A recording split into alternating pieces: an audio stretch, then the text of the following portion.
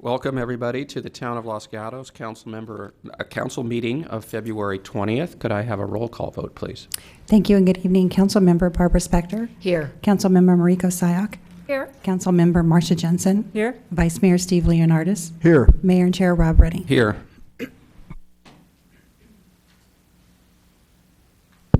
All right, so at this time, I'm going to invite our pledge leader to come up and join me.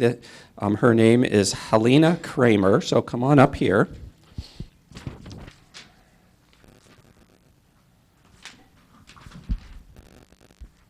So I have a little bit of information about Helena. She's a fifth grader at Van Meter.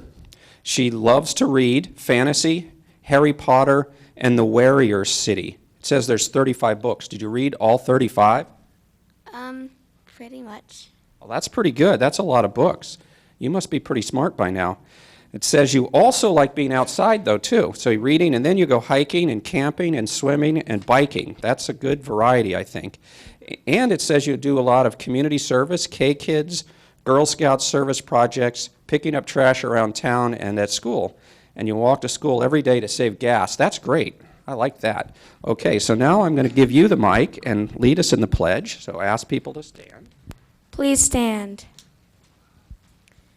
I pledge allegiance to the flag of the United States of America and to the republic for which it stands, one nation, under God, indivisible, with liberty and justice for all.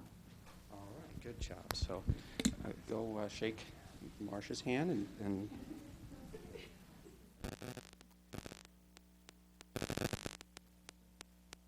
then Mariko's. Let me give you a present.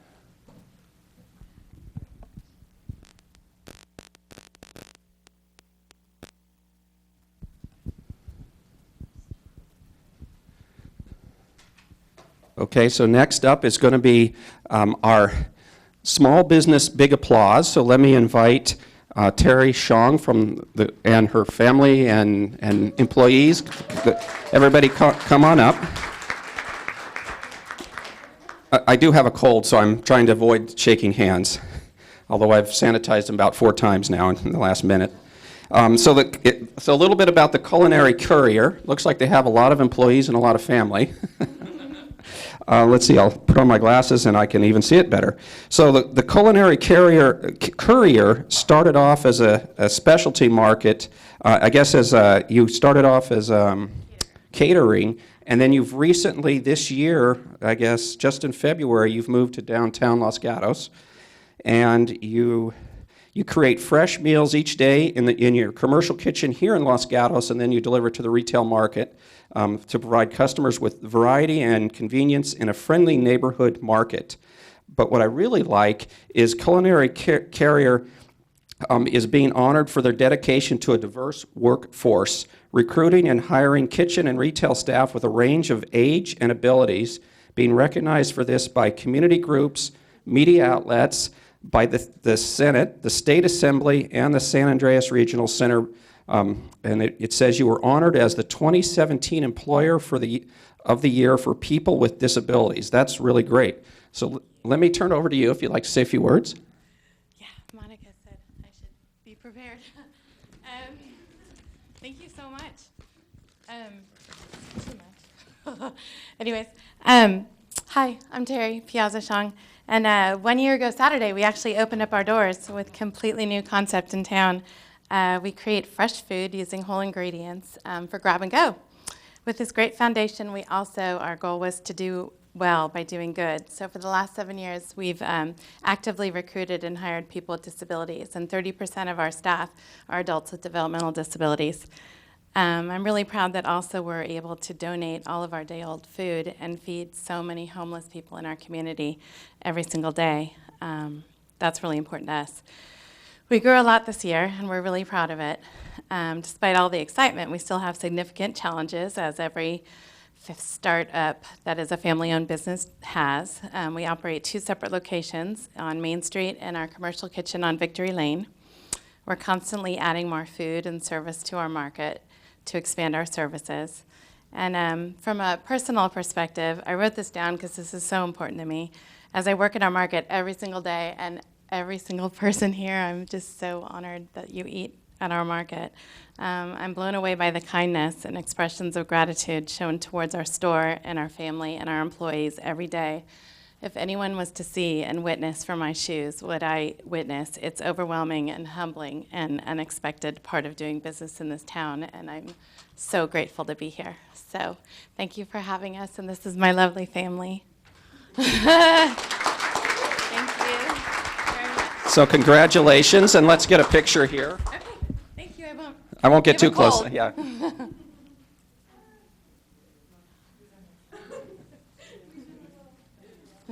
Sorry.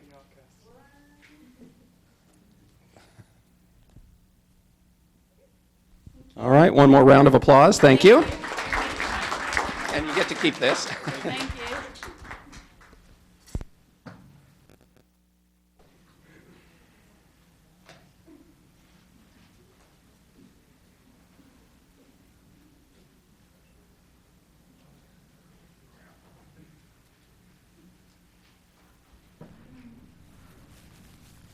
Okay, so next up is council matters and manager matters. Let's start with Council Member Spector. Thank you, Mr. Mayor. The Finance Committee met and we had a full agenda of significant matters. We will be forwarding to the council our input on a sales tax measure and a recommendation regarding unfunded liability investments. I also attended the State of the Valley Conference. In that conference, the speakers acknowledged the success of Silicon Valley, but its associated housing challenges, and pointed out that this is for all of us, one of the difficulties they have in having housing is that our councils and council members who feel pressured by the community members who elect them and who do not want housing developments in their neighborhood. So in addition to those two items, I had meetings with members of both the development community and business community. Thank you. Thank you. Councilmember Sack. Thank you. Since our last meeting, I attended the Legislative Action Committee for the Cities Association. Specific item from that meeting was a request that the guiding principles and strategic priorities for Cities Association be sent to the city managers, and then that just be shared with the entire council, and that if there was any concerns or issues to be brought up with the representative of each city. In addition to that, I was also at the State of the Valley Conference, and just tagging on to what Councilmember Spector said, there were a couple of council members that congregated in the hallways afterwards and thought it would have been a very useful conversation if there was a city perspective to share the perspective of being a representative of your town and your city does not necessarily make you I forget the words that were used, but it's not necessarily always a NIMBY issue, but more of trying to represent your constituents to the best of your ability. Okay, thank you. As usual, my list is pretty long, so I'll go quickly here. I attended the LAFCO Commission meeting. We finally approved the Montecito annexation that's been around forever. I met with the CEO of San Jose Water to better understand the rate issue that's been going on. I attended the VTA Policy Advisory Committee, and I attended the Cities Association Board. I also missed the State of the Valley, Joint Silicon Valley State of the Valley, and attended the Housing Solutions Summit at Facebook. I guess mayors mostly were invited to that. And I attended the Silicon Valley Clean Energy Legislative Ad Hoc Committee, also their Risk Oversight Committee. I attended the Council Finance Committee. And I attended a meeting that the Chamber put on with owners in town and business owners in town. The discussion was revitalizing. Let's see, I also attended later that same day service providers meeting, that's community service providers meeting organized by Tom and Dennis Picro. And then on 2/14, the Silicon Valley Clean Energy Board selected a new chair, so I stepped down as chair. It's a little bit sad since it's kind of been my baby. When I took over chair, we had no customers, and we didn't deliver any power yet, and now we have about 250,000 accounts. We have paid off all our bank debt. We paid back all the cities. We have hired a new CEO that starts this week. The other CEO was mostly for startup, and he moved on to start up another one, so we also hired another CEO just recently. So feels good. Lots of things accomplished. A little bit sad that I won't be the chair anymore, but I'll still be on the board. And I also attend the Council Policy Committee. Vice Mayor Leonardis. Thank you, Mayor Rennie. Since our last regular meeting, I attended the West Valley Sanitation Board of Directors meeting where we levied a fine of about $120,000 on a Saratoga resident, was the main item of business. And I also attended the Treatment Plant Advisory Committee meeting at San Jose City Hall. I have nothing significant to report from that meeting. Councilmember Jensen. So I, along with the mayor, attended the Council Policy Committee meeting where we had a very interesting, wide-ranging, and I think productive discussion with various business owners in the downtown that included parking, potential streamlining of processes, how our different rules fit together and our guidelines fit together, and hopefully we'll be bringing some of those things that we discussed back to the full council very soon. I also attended the State of the Valley, where housing was along with traffic congestion, a big issue. But one of the things that was brought up about housing as we go through our general plan update and we deal with the state laws, I have a concrete example to share. And that is that the house next door to me went on the market last weekend and was open for people to come and look at it on Saturday and Sunday. By Wednesday, it had sold for $400,000 over its asking price, and the people who bought it, along with others bidding, all submitted letters to say why this house was a good fit for them. So this is not the market that many of us remember. This is something entirely different, and it's something that we are going to have to grapple with, and the state is making us grapple with, but we need to do that in Los Gatos sooner rather than later with how we structure our planning, zoning, and general plan. Thank you. Manager matters. Thank you. I have 3 items for your consideration this evening. First of all, the library is hosting a free event on Saturday at 1:30 in the afternoon. We are hosting author Mark Lupchak, who is the author of My Lovely Wife in the Psych Ward. He will be in conversation with personality Lisa Chrysler, who you may remember from K-Bay and is currently working with KCAT. In addition, we are underway with our adult mid-year recruitment for town boards and commissions. Applications are due on March 23rd, and then we're also now in recruitment for our youth commission, and applications are due May 4th. Thank you. Thank you. So next up is our consent calendars, item 1 through 5. Would any member of council wish to pull an item? Seeing none. Would any member of the public wish to pull an item? I have Michael Bloomquist on number 5, so I assume you want to make comments on that. So then I guess we would pull item number 5, is your desire? All right, so before we ask you, well, why don't you tell us why you're pulling it? Did you just want to make comments on it? For the general plan then? Yes. Well, I think a lot of the things that you touched on this evening with housing, environment, San Jose water, I have some issues that speak to that, and I think there's a lot of issues that we've had, and I think we spoke about it briefly at the Lees. I spoke about it with Ms. Spector and Mr. Schultz. We live next door to a San Jose water tank that was recently installed, and it's in a RHS/D1 zone, which required submittal to the town of Los Gatos. That didn't happen.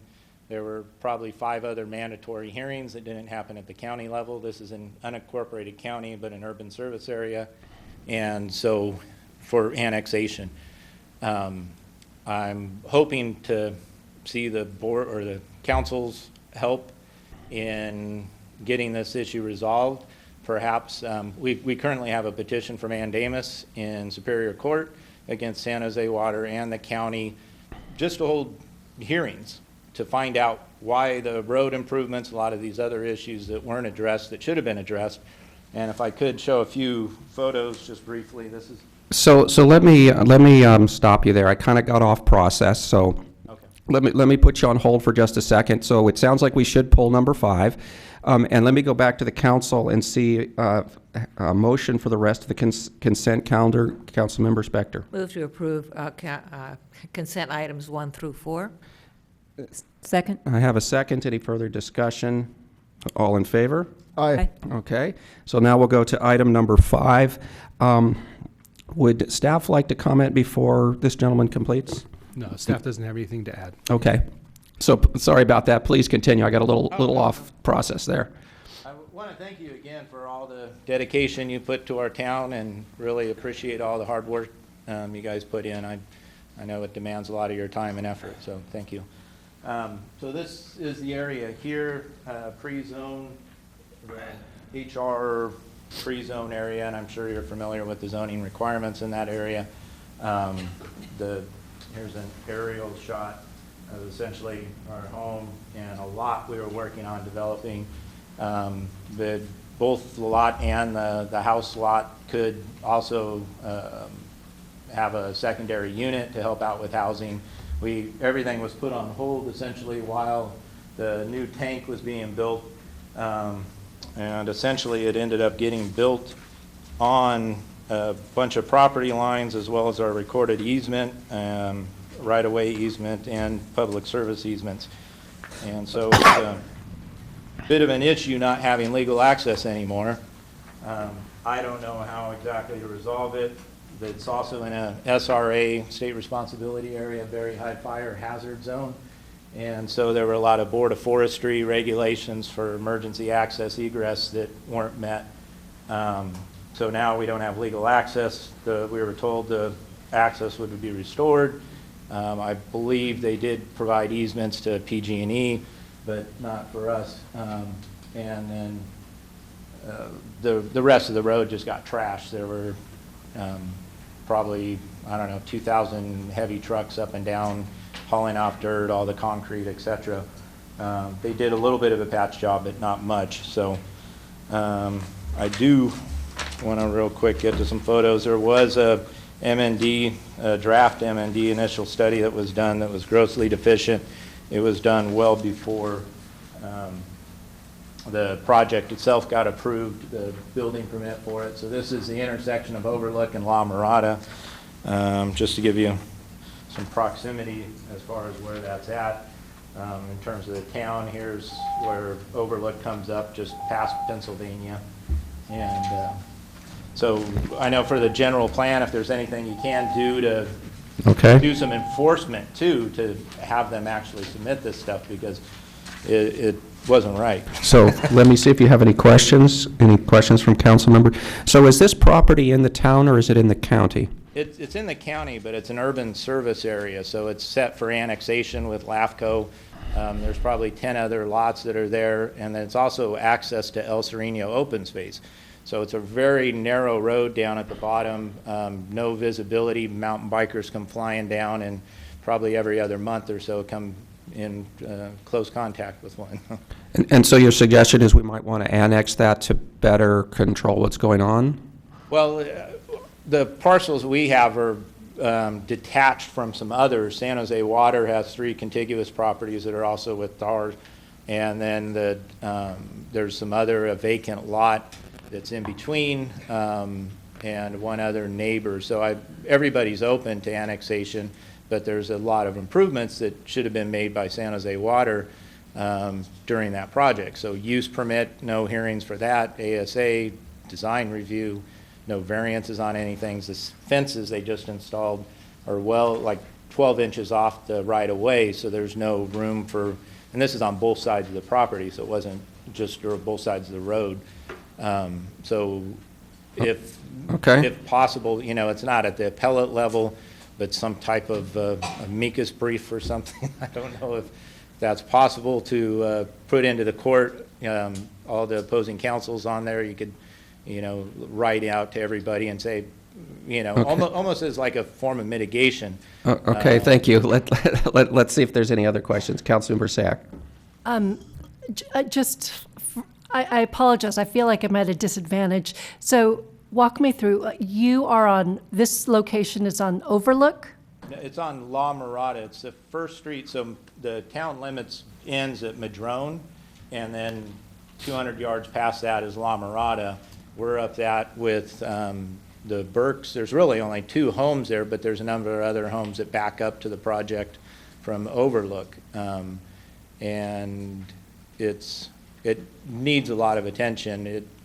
There was a lot of paving and drainage that wasn't in the initial study that was done afterwards, and I'm sure that was done for off-street parking requirements that, you know, it's also zoned R1, so 1 acre.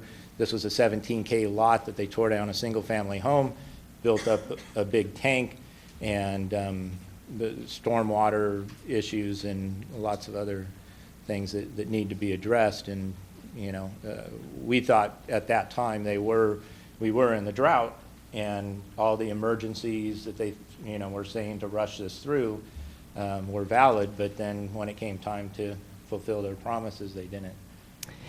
So I have no further questions, Mayor, but if I may offer a suggestion, because there is a lot of information that I'm not quite able to process right now, is it possible just to have this at council referral so that for those that don't have the background, we can follow what the background is and what the appropriate steps might be? That seems like a good idea. If I guess somebody from staff could get his contact information, Mr. Bloomquist, contact information. I have also a question for staff on this. Is this really about our general plan, or is this about our annexation project? I don't believe it's about the general plan. The properties are not contiguous to a town boundary. They are in our urban service area, but pursuant to our agreement with the county, we don't annex properties unless they're contiguous to a town property within the USA. So this was an action, I believe, that was taken at the county, who is the appropriate jurisdiction for this body, and it sounds like there may have been some shortcomings with either process or follow through on a number of items, as Mr. Bloomquist has noted. Okay, thank you. Thank you, Mr. Bloomquist. Anybody else wish to address us on this item? Seeing none, I'll close the public testimony and come back to council for a motion or questions. Councilmember Jensen? I'd like to make a motion to approve the work plan for the general plan update as contained in our staff report. Do I have a second? Okay, I have a motion and a second. Any further discussion? Seeing none, all in favor? Aye. Aye. Anybody opposed? None opposed. That passes. Okay, so let's move on to verbal communications. And I have John Shepherdson up first. Thank you, Mr. Mayor. 1, bravo on the extension of the bike lanes. 2, Almond Grove streets look good. 3, I heard that the developers come under budget. If I'm correct on that, then bravo to that contractor. I came across this contract law enforcement safety service security memorandum that was created by the Santa Clara County Sheriff's Department, and I wanted to share it with you all. And so this was sort of corroborating information I had developed on my own, and so this is the first page, and I asked some questions why Saratoga's budget is substantially, like in millions of dollars less than Los Gatos. So this was in 2012, and this is created by Captain Edward Lavaroni. And this is page 2, and he's talking about future trends, and he's talking down here about Saratoga and Cupertino on page 2. And I provided you a copy of this memorandum. Page 3, they talk about the assets, greater assets associated with the Sheriff's Department. SWAT, bomb squad, they have underwater search and rescue, the services, the benefits of that. The city's insulated, or towns or cities are insulated from labor issues, liability issues. 4th page addresses the issue of control. Sometimes people are concerned about loss of control, but you can contract, you can negotiate with the sheriff what level of services that you want. And interestingly enough, I always have to watch my time, it indicates Los Gatos charges $445 per citizen, Saratoga $149, and Cupertino. The differential there is about $300 per citizen. You take that by 30,000 citizens and you get to $9 million. And so in a time when we have budget problems, we may be going into a recession, these are numbers that I think are worthy of looking at. And again, these weren't numbers that I generated that I had previously done. This is from the Sheriff's Department. And what the catch is, there's political costs associated with this. You have a union, you have people that just like local officers and whatnot. Now, what we could do with those monies is we could use it to pay down the pension, roads, we could address other services, we would not be as dependent on large commercial developments for that tax money. And so that's, and then my last point is the outside third-party entities. You can go on the internet. They repeatedly find that Saratoga and Cupertino are rated as safer than Los Gatos. So you can be as safe or safer, and you can save millions of dollars, and that's why I think we need to have a review of this issue. Thank you. Thank you. Any questions for Mr. Shepherdson? Seeing none, thank you, Mr. Shepherdson. Next up, I have Alan Bayless.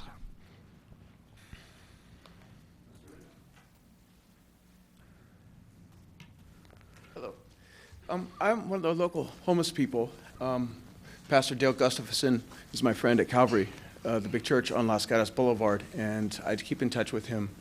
I am friends with a Filipino individual who works maintenance and at the Fisher School. I have no strange record. I have a battery. No one's friends with someone else's youngsters, so I stay off the property if I go by. Hi, Pinoy. But he's having problems with the coyote proliferation running around the back of Fisher, and there's a big field back there. And I work with Humanity for Cats with Karen from Petco. She has the cats humanely spayed. And I live along the creek. There's maybe between 5 and 10 homeless people in town at a time. I like to take care of the cats and study Reiki and my Bible. I'm wondering, Rod at Wildlife Center said that 20 years ago, the policy was different. They would do a catch and release program for the coyotes. I was wondering if there's a way in the close future to maybe work on some type of referendum to have vector control on the Wildlife Center, and I have the numbers written down. Can you pass this on to the mayor when you get a chance? Please, Miss, thank you for your help tonight. And then, because it's getting a little out of hand, at Vasona, the rangers will say during the daytime they see them running out in the middle of the grass area, and if you leave any small dogs or feral cats within distance, they will go after your animals. So that's what my question was and my request. Okay, thank you. Thank you for your concern for the cats and taking care of the cats. Are there any questions from council members? Okay, seeing none, thank you. Okay, can you see, is that okay? Yes. See what you can do for me? We'll have staff look at it. Thank you, sir. Okay, so next up for verbal communications, I have Catherine Summers.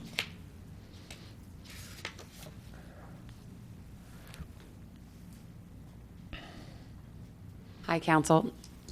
You might see me a couple times tonight, but this is the first one that sort of has been coming across my phone and email in the last couple days, and it has to do with some of the things that are going on in the nation. And I think, as you've probably heard, there is a possibility of a student walkout on the 14th of March coming up.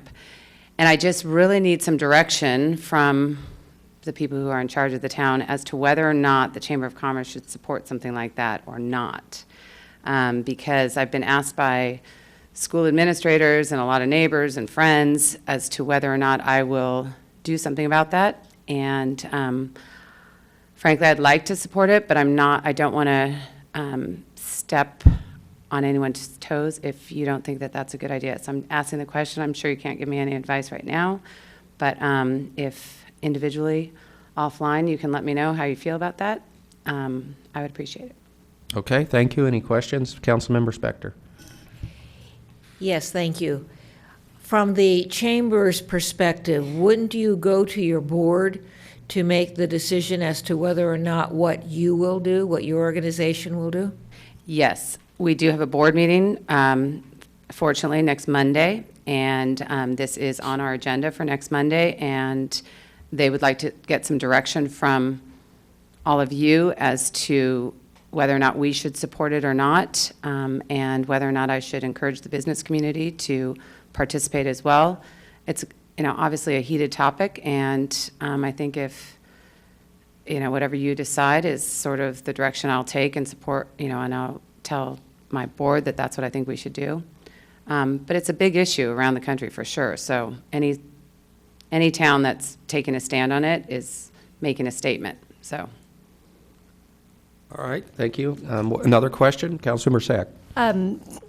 Ms. Summers, the questions that you received from school administration, were they more protocol in terms of does the chamber support it, or protocol questions as to will the kids be apprehended because they're not in school on a known school day? Those are the types of questions I've been getting, and so I was curious what kind of questions you've been getting. So same questions, and I think really it's just a 17-minute walkout, so it's not, I would like to be able to support the schools and say that, yeah, there shouldn't be, and support the parents who are asking me that no, there won't be any punishment for kids if they walk out. But it really needs to be a town-wide decision that our town is going to support this or not. And surely there'll be some people that won't. So again, it's a big decision, I think, on your part as to whether or not you support it or not. Vice Mayor Leonardis. Thank you, Mayor Rennie. Ms. Summers, so this is the first I've heard of this event or assembly or whatever, protest. Is this at the high school? Is that the idea? Nationwide. Nationwide. So it's a viral campaign that's really getting a lot of traction, and I think it could be really powerful. And it is the kids who have really initiated this protest, and so I think it could hold a lot of weight if every town in America gets behind it. It's just a matter of, I think we either all do it together or it's kind of half-assed, if you will. And this is in reference to the recent gun violence Yes. in Florida? Okay, thank you. Any further questions? Seeing none, thank you, Ms. Summers. I have no more cards for verbal communication. Would anybody else wish to address us? Seeing none? So,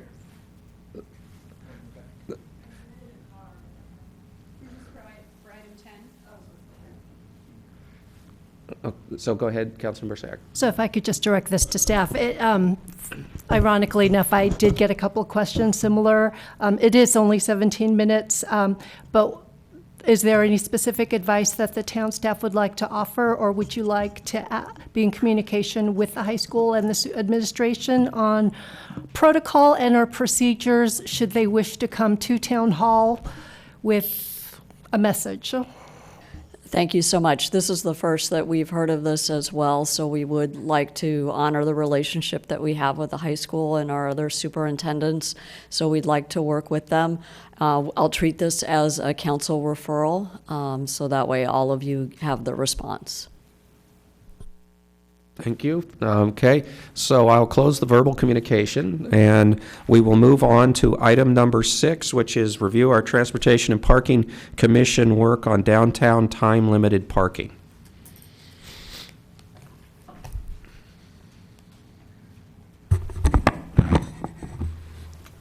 Good evening, Matt Morley, Director of Parks and Public Works. I have a short presentation for you.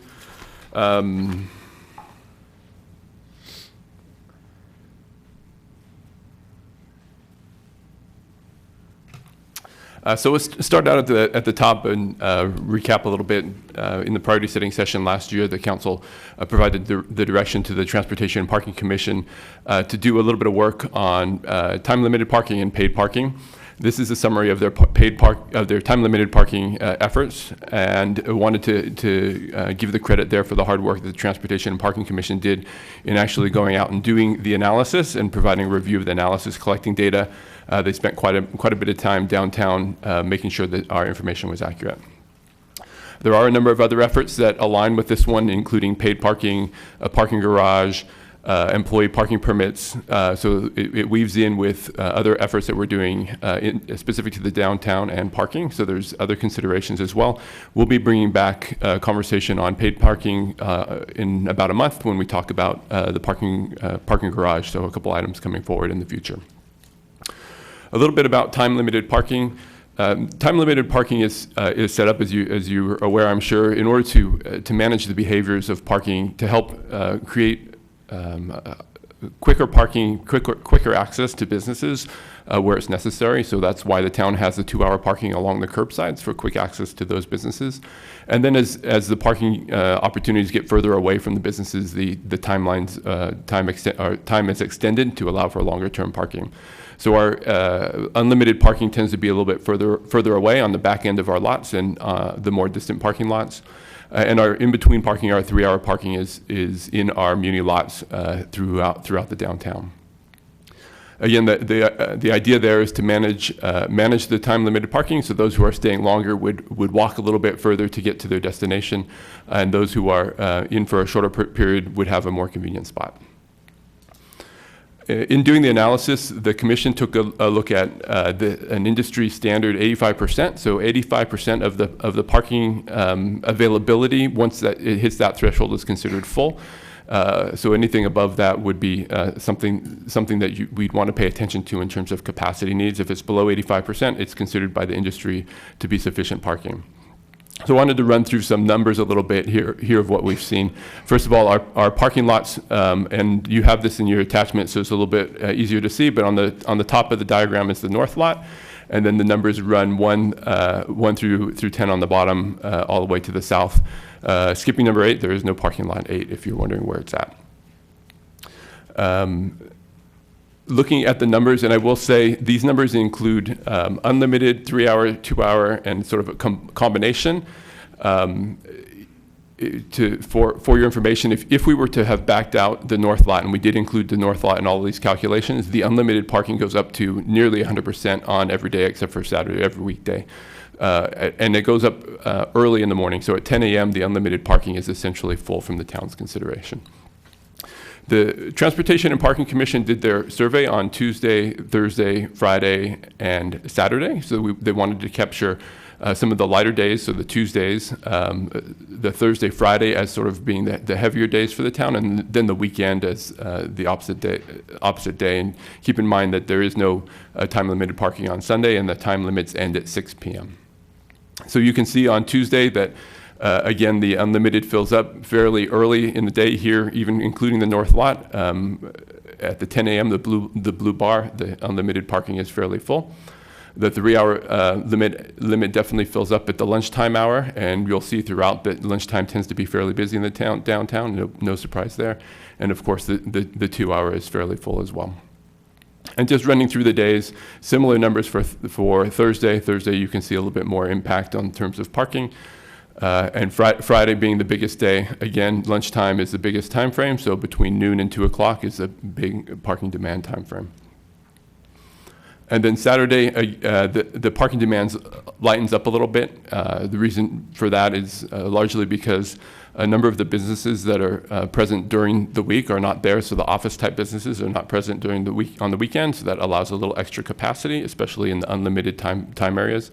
So Saturdays tend to be a little bit lighter in terms of the parking demand. There was a couple of efforts that we went forward with in looking at the parking. We talked with the downtown businesses through the chamber, as was requested by the council. A couple of ideas that came forward included changing 3-hour spaces to 4-hour spaces. So extending the time frame. Again, the purpose of time-limited parking is to sort of manage the behaviors, manage where folks are parking. And the conclusion on this particular item is that we're seeing quite a bit of shuffling of spaces. So as 3-hour time limits are reached, a number of employees or businesses in the downtown are actually coming out and moving their vehicles to a different spot to extend the time frame. And that's really not the intent of the 3-hour parking. That's really the intent of the unlimited parking. And so the behavior change that we'd be looking for there is not to extend the time frame, because we think that just allows an extra hour of time for in between shuffles, but rather to work on the encouragement of moving that behavior to the unlimited parking. And there's plenty of capacity in the north lot. The parking there is light, as there is in the Miles lot. One of the other ideas that was presented was converting unlimited parking to 3-hour parking, especially in lots 1 and 2. So that would be removing that unlimited parking along the back wall of those parking lots, and with the idea of changing the behavior to encourage folks to move across Highway 9 to the north lot. Again, the risk with that particular solution is that the folks would not actually move. They would actually begin to shuffle where they currently aren't shuffling. And so whether we'd be successful there or not is something that we could try, but not something that we think we'll be successful with given the current behaviors in the downtown. And so with that brought us to our recommendation in terms of leaving the time limit parking unchanged, and folding this into a conversation that may have a little bit more ability to change the discussion, and that may be something along the lines of a paid parking that we'll bring forward at a later point, where there may be a greater ability to affect change by dynamically pricing parking at a further distance at a much more affordable rate. And so with that, that concludes the report, and here for questions from the council. Okay, council, questions from council? So go ahead, Councilmember Spector. Thank you, Mr. Mayor. First of all, the Parking Commission did a great job, so you can extend our appreciation to them. Did they, I know they did the counts, but did they also participate in making recommendations? I know we have staff recommendations, but did the Parking Commission weigh in on any of those? So we discussed this topic over the course of several meetings with the Transportation and Parking Commission. We reviewed the recommendations. They've seen the staff's recommendations and provided input from the commission as well over the course. And so do I understand you to say that the Parking Commission agrees with these recommendations? Yeah, I think the thing that became abundantly clear was that there's a high demand for the parking, especially in the core part of the downtown. And by adjusting the time-limited parking, what you'd really be looking for would be to shift from where there's high demand to where there's low demand. And we just don't have a low-demand area. We don't have anywhere to shift parking to. So outside of the lots on the exterior parts of the town. So I think that the Transportation and Parking Commission came to the same conclusion, and it was, I think, a great around-the-table discussion on this particular topic by the commission. Thank you. Councilmember Sack. Mr. Morley, when either you or the Transportation and Parking Commission was doing research, do you know the rationale of having the unlimited daytime parking along North Santa Cruz for those spaces, like lots 1 and 2?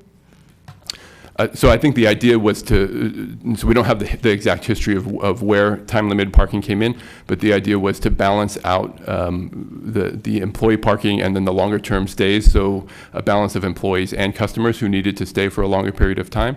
But what we found, I think, with the demand is that those spaces fill up, and the unlimited parking fills up early at 10 a.m. A lot of days it's full. Okay, I have a question for you. On page 4, there's a paragraph that says the chamber brought up and fully supported implementation of paid parking in the downtown. So my question is, have you thought through how does paid parking interact with time limits? So paid parking comes in many variations, and that's certainly an in-depth conversation we'd want to have with the council if that's something that you want to pursue when we bring that back in terms of an implementation plan. Different cities have different ways of making that happen, including having firm time limits or allowing and I think this is where the chamber was, allowing a little bit more technology to get involved so that there's apps that can extend the stay, but all, of course, at a cost, so that if you're parked in a more convenient space, you would be paying for that parking on an hourly basis. Second question, so you're not really, I don't think you're recommending, one of the suggestions was employee parking in the Almond Grove and some of the other streets around. You don't look like you touched that in your recommendations. We didn't touch that just because it's a difficult conversation to start to move permit parking, increasing permit parking in the Almond Grove. There's already a time-limited parking in that area. Having a long-term, an 8-hour or longer car parked in a residential area, we did not believe was palatable. Certainly something we can revisit if that's the will of the council. Okay.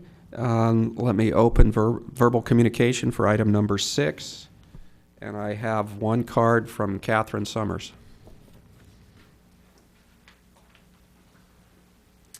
Hello again, Catherine Summers, or Chamber of Commerce. So I really do appreciate Matt and the Parking Commission's work on this, but this study, as I know it, has been going on for about 20 years about parking in Los Gatos and the discouragement of people. I think our number one issue that you all need to think about is, and when Matt just said manage behaviors, the behavior that we want to manage is the behavior of people coming into town and being able to park and stay, have their hair done, go and have lunch, and then shop. And the problem is that the way that we have a parking set up right now with these 2 and 3 hour time limits discourages that behavior. So I think that's number one. The number one complaint that I've gotten at all my merchant meetings, at the landlord meeting that I had last week, and as you can see on KCAT, who's just doing a big Facebook push right now on what are the things that need to change in Los Gatos, the number one thing is parking. I don't believe that we have a parking problem. I think we have a parking challenge. I think we have an employee parking problem. And so I think it's been brought to your attention a number of times to figure out an employee permit parking situation. That doesn't cost any money. I mean, I'm a huge proponent of paid parking. I am not a fan at all of a parking garage. I don't think it's necessary. When we've done our analysis, we have determined that parking is a real problem on Thursday and Friday at lunchtime. The rest of the week, and my office is right there. The rest of the week, there are places to park. The biggest problem is there are people shuffling around. If you could distribute the employee parking or tell them where to go and give them permits as to different places that they could go and that then their employers manage that behavior, that could solve the rest of the parking problems in town.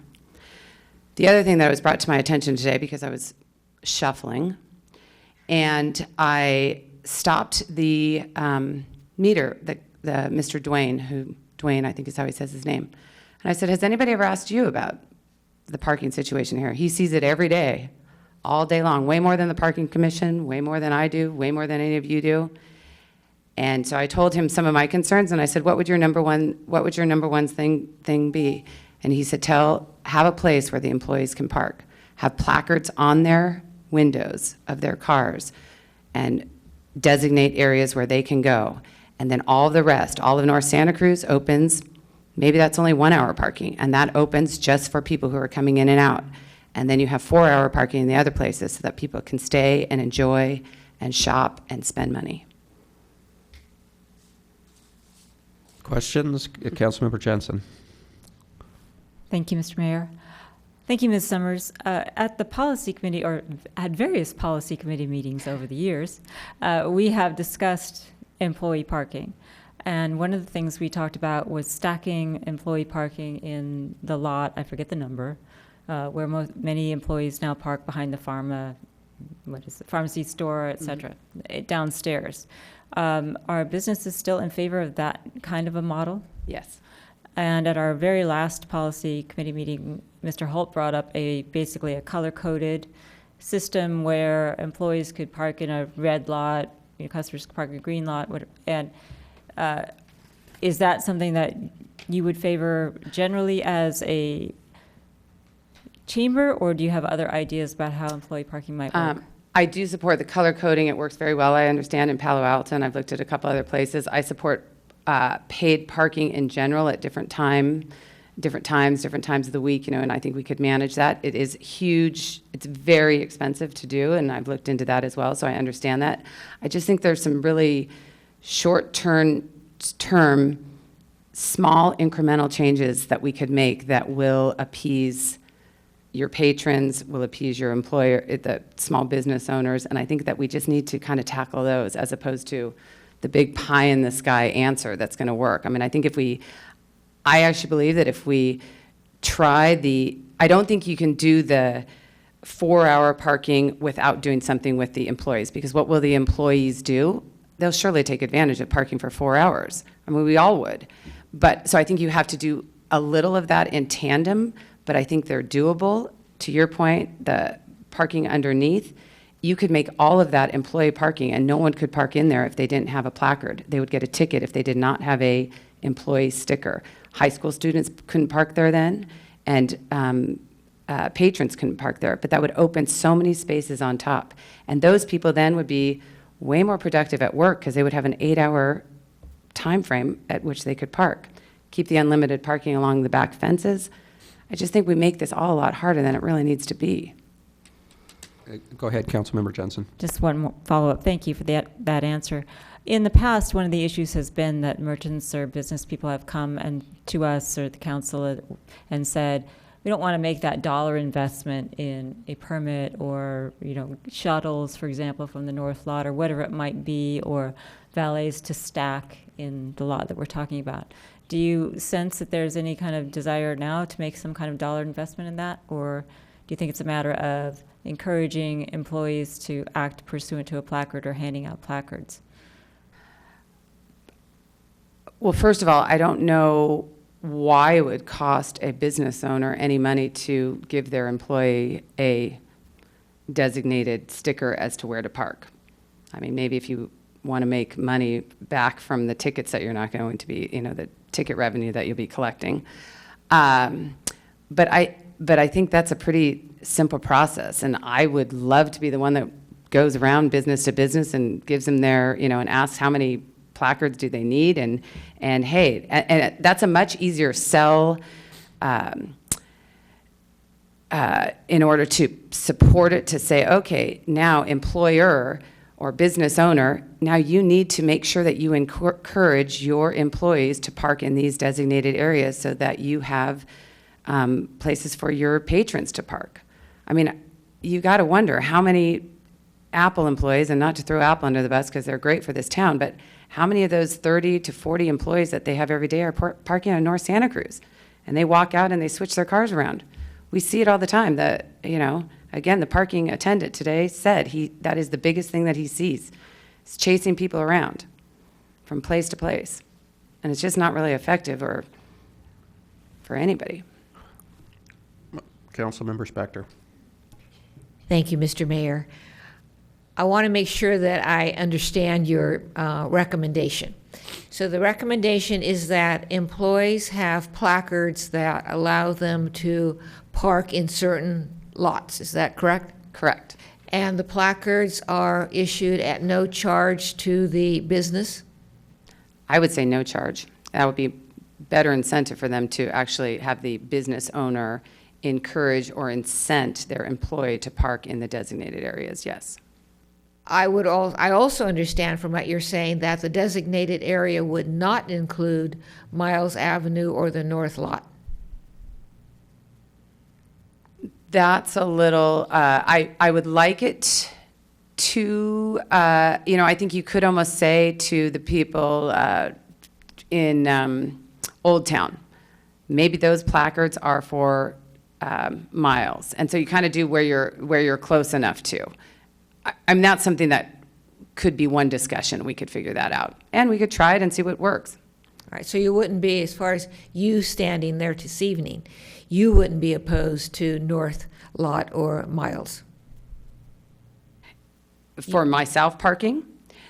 I think if I had an employee permit, and my staff and I were talking about this today, and that we were designated to park at the Miles Avenue, then we would do it. It's just never been handed down to us that that's where we're supposed to park. I mean, it used to be back in the day that you were told where you were supposed to park. When you worked at any place, they gave you a sticker and they said, you park in this place. And if you don't park in this area, then you don't have a job anymore. But we haven't set any of those standards in place to even, I love the thought that we're going to encourage our employees to park in designated areas, but we don't set those, we're not being very good at setting those standards anymore. We allow them to park anywhere they want. And then the one last question would be, the businesses would have or could have these placards for all of their employees would the town then have to set aside enough parking spaces for all of the employees who have placards? No, because not every employee works every day. And to add on to that, I do think that there is a compromise. Like if we were able to do something like this, I think the Almond Grove and some of the other areas right adjacent to downtown do need to understand that this is a group effort and that 30% maybe of what's on their streets, University Ave is included, that some of those spots could be designated for employee parking as well. And that it's 8 to 5, 9 to 5, whatever we want to set it at. And then after that, yes, I mean, then it is permit only, just for the people that all come home after work. But you can presume that all of those people are going to work as well, and so that it's open parking. So why aren't we using the spots that are available around town and particularly adjacent to town?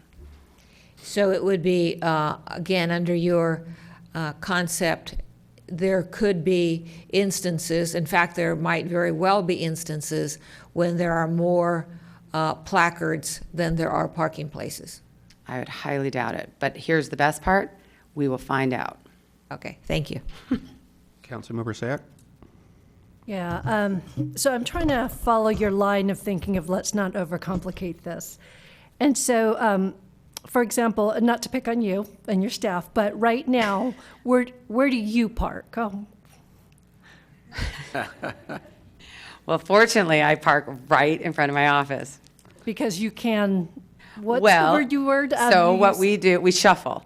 You shuffle. And we shuffle to the point of, and we see everyone else shuffling as well. And sometimes we even shuffle together because you run outside. And so I'll move my car to one place and then my other, another colleague will move into the space that I just left. I mean, I'm fortunate that I'm in and out a lot, so it works well for me, the 3-hour parking. But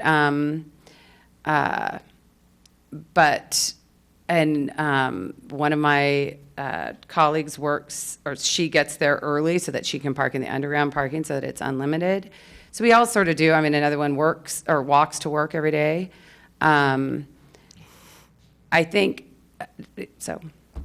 So I guess what I'm trying to ask, so for example, the example we used was miles. So that's unlimited and designating that as just employees.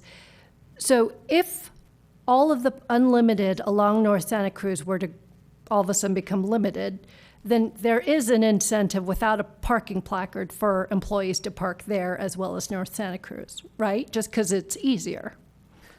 Say that again. So North Santa Cruz is not unlimited, though. But there are portions. Those lots 1, 2, 3, 4, and 4. I'm seeing some unlimited spots there. Yes. Okay. So you mean in the lots? Correct. Yes. So if those all of a sudden became timed, and we won't even debate on how many hours, then all of a sudden North Santa Cruz and miles becomes very attractive. More so, yes. So what's the difference between just saying those are unlimited, therefore you don't have to shuffle, versus actually handing a placard to employees? Because I think then you might see the problem that Councilwoman Spector was just saying, that you will get a lot of, you'll have a lot of those spaces filled if it's unlimited, and you'll have it with employees, if I'm following your train of thought. And so you don't want it all filled. You want to distribute that employee parking somehow. And the way to do that is that you have to give, you have to have some sort of designation so that they have a placard so that they can park in certain areas if they get there at certain times, or they, and I think there could be enough employee parking to still have that core area available at that 4-hour for patrons. Okay. I guess, and I'll ask that of staff as well, because I know you've been involved with the questions. One of the things I'm trying to figure out is, right now, the north lot, based on the staff report, is underutilized. And so how do we get people that are hesitant, people that don't want to shuffle anymore, to park on the north lot, therefore freeing up more spaces along the North Santa Cruz? That's what I'm trying to get at. But I guess what I'm hearing is, if they get there early enough, they'll just take those very valuable spaces. Correct. And they won't move. And then if they have that employee sticker, well, so the deterrent there, of course, is that if they have that employee sticker and they actually wear it proudly in their car and they don't get a spot, then they're sort of forced to go over to The north lot. which isn't. Because if they're parking in another area, they would likely get a ticket. So that's the Correct. person who would get a ticket. If you have an employee sticker and you're parked in a spot that is supposed to be for customers, you And really so- can't park there. So my last question, with all the merchant meetings you've had, and again, going back to something you said where people are just told this is where you park, was there any discussion of employers just telling their employees and explaining why there's value in taking the north lot, therefore freeing up the North Santa Cruz spots? Yes. And actually, I think that was in Matt's report, is maybe we can do a, some sort of campaign to encourage employees to tell their employees that. Okay. I am finding more and more that unless told, employees aren't necessarily listening. It's a Okay. lot easier to just come in Sure. and park where Okay. it's easy. Sounds good, thanks. Any further questions? Okay, seeing none, thank you. I have no other cards on this. Would anybody else? Maria? Maria Risto?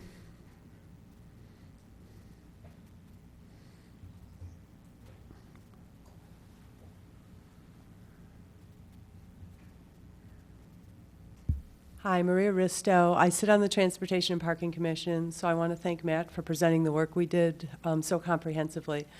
I sat in, along with Chair Buxton, at a meeting with the Chamber, and I appreciate Catherine Summers' engagement in this. I think more work has to be done with the employees and the employers, but one of the things I'm not understanding is we know from going out and looking at 10 a.m. that all of the unlimited spaces fill up except for the North Lot and Miles. And we can pretty much infer that almost all of that is employees. So we've got a lot of employees that are showing up at that time, and the employees that come later are then taking the 3-hour spaces. They're not going to Miles and they're not going to the North Lot. I don't understand what a placard will do. It'll just, if I'm an employee and I don't feel like going to Miles, I just take my placard off. I mean, we're not going to be able to enforce where people park. We're not going to have assigned spaces downtown, I don't think. So I think what we're grappling with is we probably do have enough parking. We just need to get the employers to get their employees to park at the right places. A personal anecdote is my daughter works at Rural Supply Hardware. It's around the corner, so she walks there. But both Ken and Tim Nelson, the owners, require their employees to park far away. They have their own parking lot there, and it is reserved for customers. They do not let their employees park in that lot or park on Santa Cruz Avenue. To the extent that they regularly are in contact with either me or Parks and Public Works, when spaces in the unlimited lots behind the post office get taken up by other uses, because they're constantly concerned when those disappear that people will then move into the 3-hour or 2-hour slots that their employees use. So I think employers need to decide that it's important to them that their customers have a place to park and push people out. But when we've got easily at any given time over 50 spaces available in the North Lot and probably 25 to 30 spaces at Miles, it's really hard to consider spending money on a way to create more parking, and changing 2-hour and 3-hour and unlimited to purple, green, and red. I don't see how that changes anything. So I think we've got to look at how to get the message out that there is parking capacity. Councilmember Jensen. Thank you. One of the things you said was that we're not going to have assigned parking downtown. So bear with me, I'll give you a hypothetical. I now paint 50 slots in the North Lot, employee parking only. And I say it's red. That means employee parking. And I now don't allow employee parking on the back of those North Santa Cruz lots where everybody parks now, because I make it 2 hours. I just say customer parking, whatever I do. So I actually have, or I take 30 spaces at Miles and I say employee parking and nobody else can park there. Or I take, whatever it might be, and I now distribute it. And in order to, now as an employee, I have a guaranteed spot because I've got a sign there, it's like, that's mine, and I've got a placard. So why wouldn't a model like that work if I was willing to assign places? Right. So along those lines, I think that actually would be great if we maybe to shuffle some of the unlimited parking, either remove a little bit of unlimited parking from 102, although we're not sure if we can get people to move there. But for example, if we said that the bottom of lot 4 is employees only, and maybe you pay a nominal fee, but you get to park in that lot and nobody else does, that would be a possibility. Same thing with Miles. Set aside spaces so people know they have a space there. Because maybe sometimes people don't really believe that there's always parking there. So yeah, I think that would make sense. But I think it's hard to say it would be free because there's an enforcement component. If someone who's not an employee parks there, you have to do something. And so there is a cost to it. Okay, thank you, but there's an enforcement component anyway. True. So, thank you. Councilmember Spector. Thank you, Mr. Mayor. So you're an employee, and you now have North parking lot and Miles red curbs, and it says employee only. And you don't feel like parking there, so you just go and park in one of the 2 or 3 hour parking spaces. What am my town or what am my employer going to do about it? Right.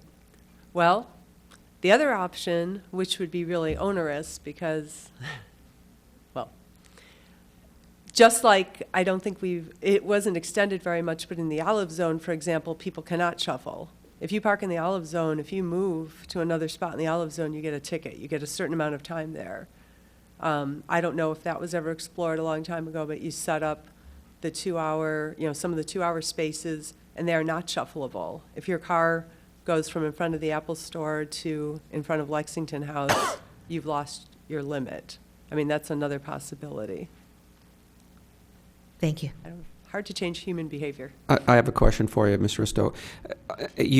I heard a contradiction. You said that all of the unlimited parking is full by 10 o'clock, but then later I heard you say we don't need more parking. And is that because you think we have North Lot and Miles? Yes, so when I said all of it, virtually all of it in the main core area, not counting Miles and the North Lot. And so when we did those numbers, as Director Morley pointed out, we pulled the North Lot out, showing that the rest of the unlimited parking fills up pretty much. So my question really is, I think I'm hearing you say we don't need more spaces for employees, we already have enough. We think so. Then why are we full and we're shuffling? Because people don't want to go to where the extra spaces are. They want to be more convenient. And I don't know, I personally, this is outside of my area of expertise, I don't know how you make somebody go to a further space when they'd rather spin their car around a bunch of times every 2 hours or 3 hours. Okay, thank you. I have no other Councilmember Sack, one more question. So, Ms. Risto, I'm curious, when you were examining or doing a survey of the pre-10 o'clock, did you capture the 7 to 8 time frame? And in the context I've been hearing from not only this discussion but others is that it gets filled up with high schoolers as well. And so I'm curious, how do we capture that other than show up at 8 o'clock and do a survey of how many kids are coming out of cars at that time? Well, funny that you say that, because some of us will be doing follow-up counts probably from about 7:15 until 8:15. With school starting at 8:15, maybe we could stop at 8:05 and just look at how the lots fill up. I've done some informal dog walks to see how many cars are showing up before 8 a.m. Could be a variety of people, but we will be doing those counts. So we're going back and looking at some targeted areas to try and figure out, okay, who are people that are trail users, who are people that are high school students, who's getting in those spots that maybe aren't staying all day, or how that works out. Okay, thank you. Vice Mayor Leonardis. Thank you, Mayor Rennie and Ms. Risto. Have you experienced anybody using our unlimited lots as park and ride lots? For instance, in the past, I noticed, because I used to work down by the North Lot, Every day it would fill up early in the morning with construction workers who would just all congregate in Los Gatos because we're strategically located from people coming over from Santa Cruz. And then they would all consolidate their vehicles or whatever and then go to a further commute. Did you witness any of that during your research? I think what we know is that the North Lot is a place where, with the positioning of corporate buses, through the work that Director Morley has done in Parks and Public Works, getting the buses to pick people up near the Starbucks on North Santa Cruz Avenue, just north of 9, employees are encouraged to park in that unlimited lot. And the capacity of that lot, I think, is about 150, 160 spaces. There are still always, even on Friday afternoon, even when everything else is full and bursting, there's always about 50 to 80 empty spaces. So that is encouraged as a park and ride lot. It's a great location, and there's still capacity. So, Thank you. you're welcome. I see no other questions. Thank you. Next up, Lee Katana. You changed your mind? Okay. So I have no more cards on this subject. Anybody else wish to address us? Seeing none, I'll close the verbal portion and come back to council for questions, comments, motions. Councilmember Sack. I have a question of staff. I'm just curious, I know this is on our website, and I'm curious if we know how many hits we actually get on our website for people looking for parking. I don't know off the top of my head, but we Yeah. certainly have that data available, and we can pull that data and have it readily available for the next discussion. That would be great. Just because oftentimes I hear the same comment over and over again that there's no place to park, but I also notice I get those comments from people that go to the same lot over and over again and circle that same lot without understanding there's more lots available in town.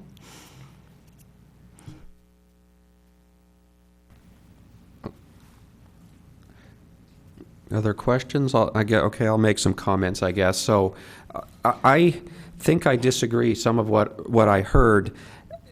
I don't think we're going to get people to walk to Miles because we give them a placard. They're not doing it now. They're not moving to North Lot. It's open now. I wouldn't even say, I can't understand why we would put employee-only parking on a lot that's not full. So that idea doesn't make any sense to me. It seems like we need to generate more employee parking nearer, in a distance that employees are going to be willing to walk. It's kind of a balance between when does the distance become enough to make it worth shuffling? And people are willing to shuffle now. I don't understand why we're going to make them go to Miles if they're not going there now. I do like your idea of taking away the unlimited parking in Lot 1 and 2 and see if we can push some of the people that work that end of the street over onto North Lot. That's I think, a pretty good idea. I think Lot 2 is the one behind that office building, though, and it's actually a few blocks. I don't know if they will end up walking all that way or not, but I think it's worth trying. I think we ought to look at stacked parking. The lot that I think is interesting to me, for sure at least, is the Park Avenue lot. I know there's lots of anecdotal evidence that there's a lot of students parking there as they come off 17 from the mountains. They zip into that lot and walk. I think we could increase the capacity. That's pretty close. That's probably close enough that Apple employees would park there. So if we did stack parking, we could get more parking there, and it would then be focused at employees instead of being taken up a lot by students. So anybody else have comments? Vice Mayor Leonatus. Thank you, Mayor Rennie. I've been thinking a lot about this topic, and to me it seems like we shouldn't have unlimited parking anywhere in town. There should be a time limit on everything. Make it all equal. Make it all, it was brought up 4 hours. I remember getting a lot of correspondence from the public about what Ms. Summers said. You come to Los Gatos to shop, you come to Los Gatos to eat, and you come back and you get a ticket on your car. And 3 hours is not enough to enjoy our town. So we should try to encourage people to enjoy our town and spend their dollars here. I'm not sure if even 4 hours is enough to catch a movie and a dinner and to shop. I would think something like 5 hours across the board everywhere. And then I think each business should have a certain amount, each business should have a radius of where they can park.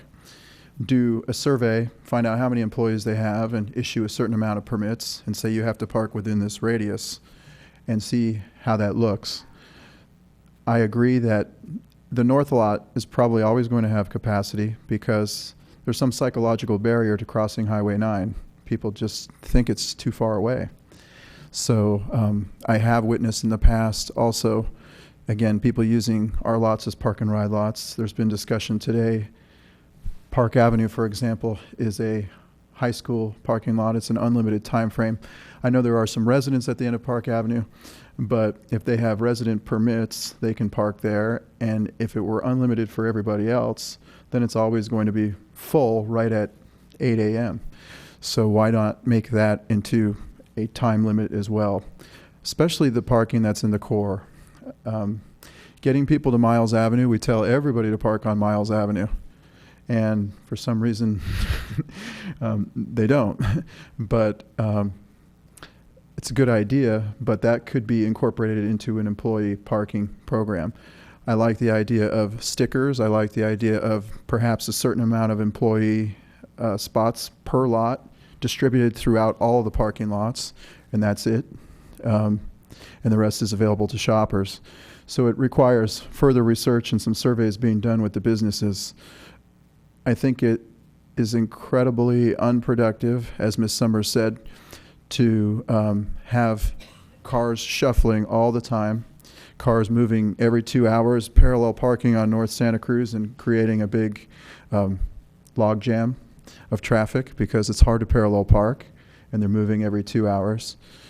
So I think we need to do a lot of work on the subject, but we have to do work right away and we have to do work that makes sense. And I think that includes surveying the businesses, finding out how many employees they have, and requiring them to get a permit and park within a certain distance of their business, and try to move away from the model of shuffling, and then try to move towards serving the people better with our parking. I think that is the key, not chasing everybody out with tickets. Town manager? Just quickly, I know you have other council members who wish to weigh in on this. I just wanted to remind the council that this evening we were just putting out some data from our first look at parking. So there are other elements of the work plan that we still need to come back to. The policy committee asked us to survey the businesses and ask employees where they park and why, et cetera, and survey the interest in perhaps valet parking or stacked parking. So we do have more work to do. The Transportation and Parking Commission has also been asked to study paid parking. So that's another work element. And then with the discussion this evening, gives us a lot of food for thought in terms of how we might move forward. I know Director Morley may have some other thoughts, but I know there's other council members who may have some additional ideas for us. Thank you. Let me ask a question. So the idea of using some of the neighborhood streets seems like there might be something there to explore. What I heard from the chamber director was, let's set it up per block kind of thing. This is block A, this is block B, and then you only give out enough employee permits that, and they're only good till 6, so employees come home. When the residents come home, the employees aren't still there. But if you could set it up so, I don't know what the right number is, only 50% of the street is full, then you get the employees there. What I think I'm seeing now is streets, certainly like Wilder, that are one off of it. You get people that are parked, as it fills up, your customers are parking there, and they're walking a little bit further to the shops. Why not encourage the employees there and let the customers get closer to the shop on Santa Cruz or some of the other places? My question is that too complicated to create a system like that? So I think we could overcome the employee permit parking in sort of the Almond Grove area in terms of making sure there's permits there before. It would be very similar to, for instance, a resident parking in front of their house and having a permit on their vehicle to identify them. So I think that's something that could be overcome in terms of workload. I would point you back to what sort of our experience with the behavior of employees, and that they're looking for something that is convenient, and unless you provide them that easy option, convincing them to move to a different location where it may not be quite as evident of where they're going to park, it becomes more of a behavior modification than it does making those spaces just sort of available to the general eye. So I think that, as Ms. Risto said, there's available spaces is changing that behavior and getting them to move. Similarly with the parking and creating spaces in lots 1 and 2, I think it becomes a behavior modification to get them to move across the street. And whether they'll actually do that or by taking away those spaces, we just create greater demand for the shuffle, and you create more of the behavior that we're trying to avoid. And so that's what we're wondering about, and sort of where the discussion was. I do want to point out that there is plenty more coming on employee parking, lots of work on the staff side to do a survey of the businesses downtown. So that's all on our work plan and things that we'll be bringing forward. The conversation on sort of the time limited element and whether there's any way to shuffle the time limits is sort of where we were focusing the conversation today, and wanted to get you that information so you could start to think a little bit about time limits and if there's a capacity to move. And I think what we came to a conclusion was there's nowhere to move those vehicles. So if we're thinking we're going to create more time limited spaces, those vehicles that are currently in those spaces need to go somewhere. And if the behavior is showing that they're not going across the street, then I don't think that taking away unlimited spaces is necessarily going to change that behavior. Councilmember Spector. Thank you, Mr. Mayor. I know that the town's going to do studies and so forth, but you don't have to be a genius. You just have to be in town, and you have to talk to your service people, and you have to talk to your salespeople, and you'll learn from them. You say, they'll tell you, I have to go move my car because my 2 hours are up or my 3 hours are up. So Barbara says, so why don't you park at Miles or the North Lot? I don't want to go that far. And I mean, it's not like I've heard it once. I've heard it a lot. So that is a study that I can share with you. Based upon what I've heard from the council, from staff, from the public, my sense is that we should give staff and the opportunity to come back with us with more information before we take any next step. Councilmember Jensen. Okay, I'll start out by saying I'm disappointed that we're not actually taking action tonight. We've been studying this forever. And if we don't try something, we will never know. And we're sitting here saying, well, we don't know how that's going to work. We don't know if that's going to work. We can't get them to move there. Well, if you paint something and give them a ticket, I'll bet they would. If you told them that they have someplace to park, I bet they would.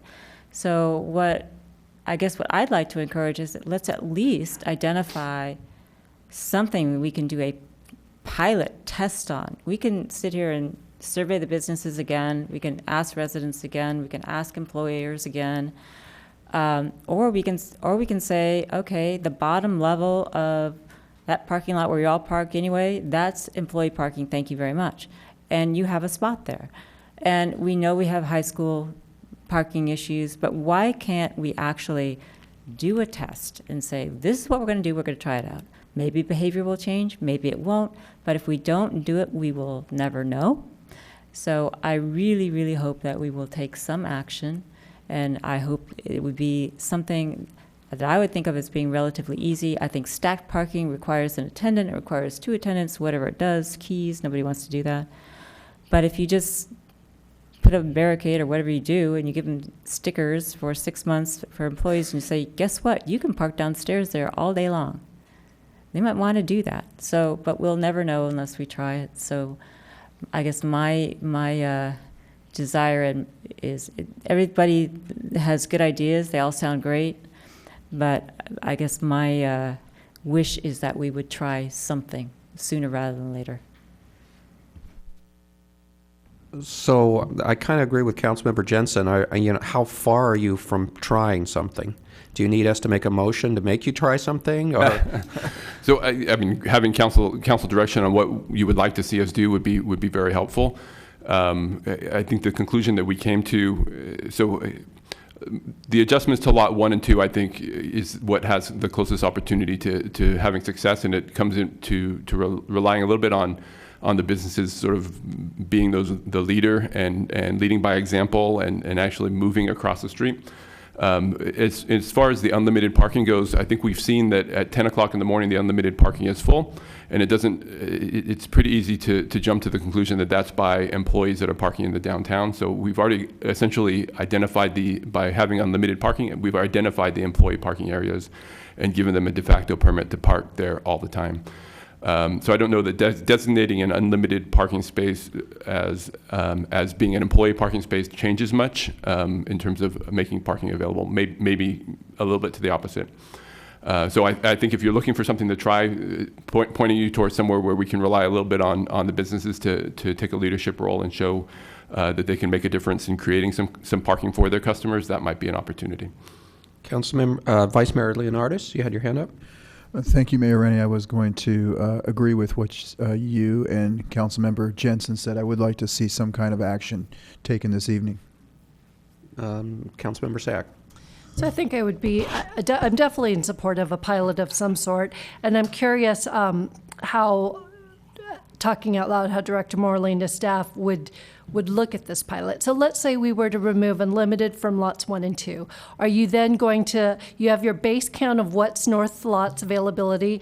Are you looking to see after a month if that increases? That way you can infer that the employee parking moved there?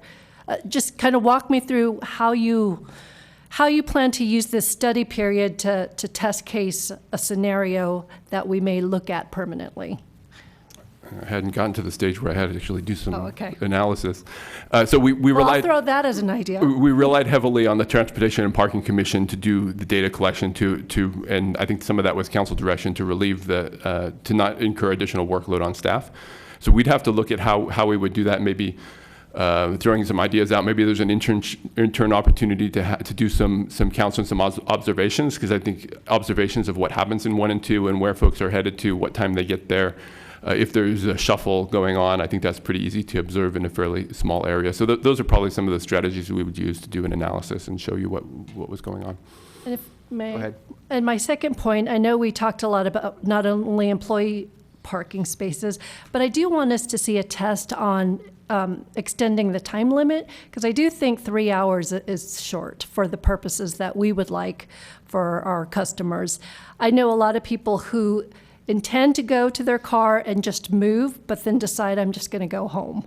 And so knowing that's not what we want, what if we did another test case, 4 hours, and see if perhaps I just want to see what happens when we move the levers a little bit. And so as you're looking at the first test of 1 and 2, try to think of how to move the second lever of extending and whether or not that would just mess up your test case or whether that's in a different scenario you'd want to play with. Very fair. Councilmember Spector. Thank you, Mr. Mayor. On the same kind of wavelength, paying attention to what Ms. Risto said about doing an earlier testing in like the 8 to 9 o'clock time frame, would that help give you more information to draw conclusions? So capturing who's parking where at that early hour. Yeah, we could certainly extend it to somewhere in the 8 to 9 time frame and try and collect some data on that time frame as well. And I would be thinking that it would be the parking commission as opposed to an employee or a consultant or something like that. Noted. Councilmember Jensen.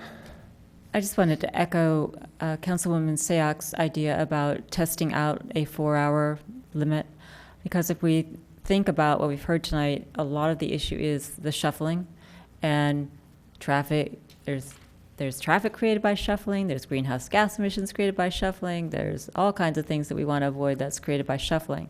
So that if we can get a car into a space and let it stay there, and not get the email that we all have gotten, I will never come to Los Gatos again, I got a ticket, forget it. That may be nice. And I think that we also need to, all of us who are thinking about this issue, and everybody in the town who might be I have nothing better to do is watching this tonight instead of the Olympics. A lot of people say, I tried to go to Los Gatos and there was no place to park. Well, that's code for I couldn't park for free as long as I wanted directly in front of the business I wanted to go to. And that doesn't mean there's no parking. That just means you didn't park where you wanted to go right when you wanted to get there. So I think that we need to get past that and say, well, the only thing that the town can do is change limits, change who can park where, actually assign spaces, figure that out. And then, as Councilwoman Sayak says, move levers to change that behavior from there's no parking, meaning I couldn't park in front of the store I wanted to go to right away. So we need to change people's thinking on that. It could take forever, but at least let's try it.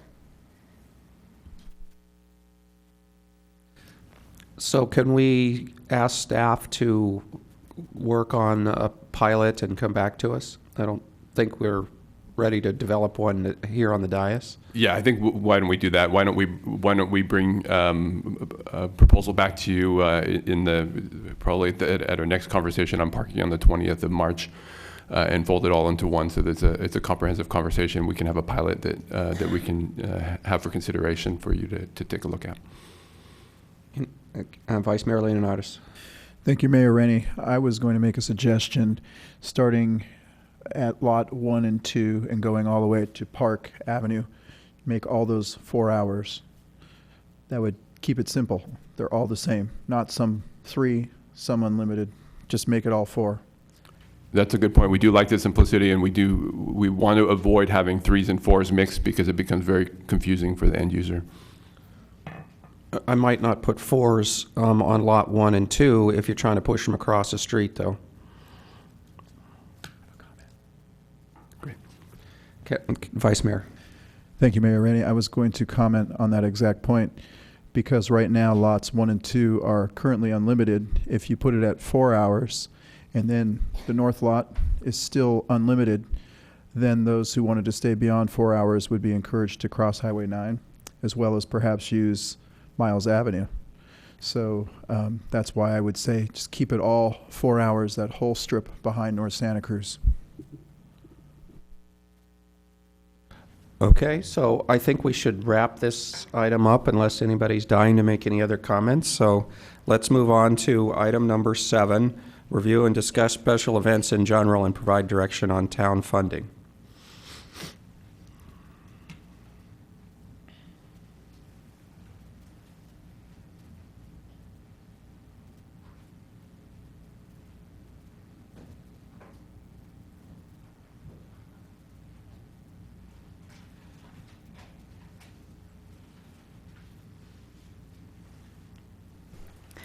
Good evening, Mayor and Council. It's Monica Wren, Economic Vitality Manager. We're back here this evening to continue our discussion from the January 16th meeting on special events. Quickly, I'll run through a couple of slides to redirect the conversation back to where we left it. When we met in January, we were talking about 4 points, and we were looking for your recommendation and your direction on grants, a fee structure for events, road closures, and the unrestricted time parking during events.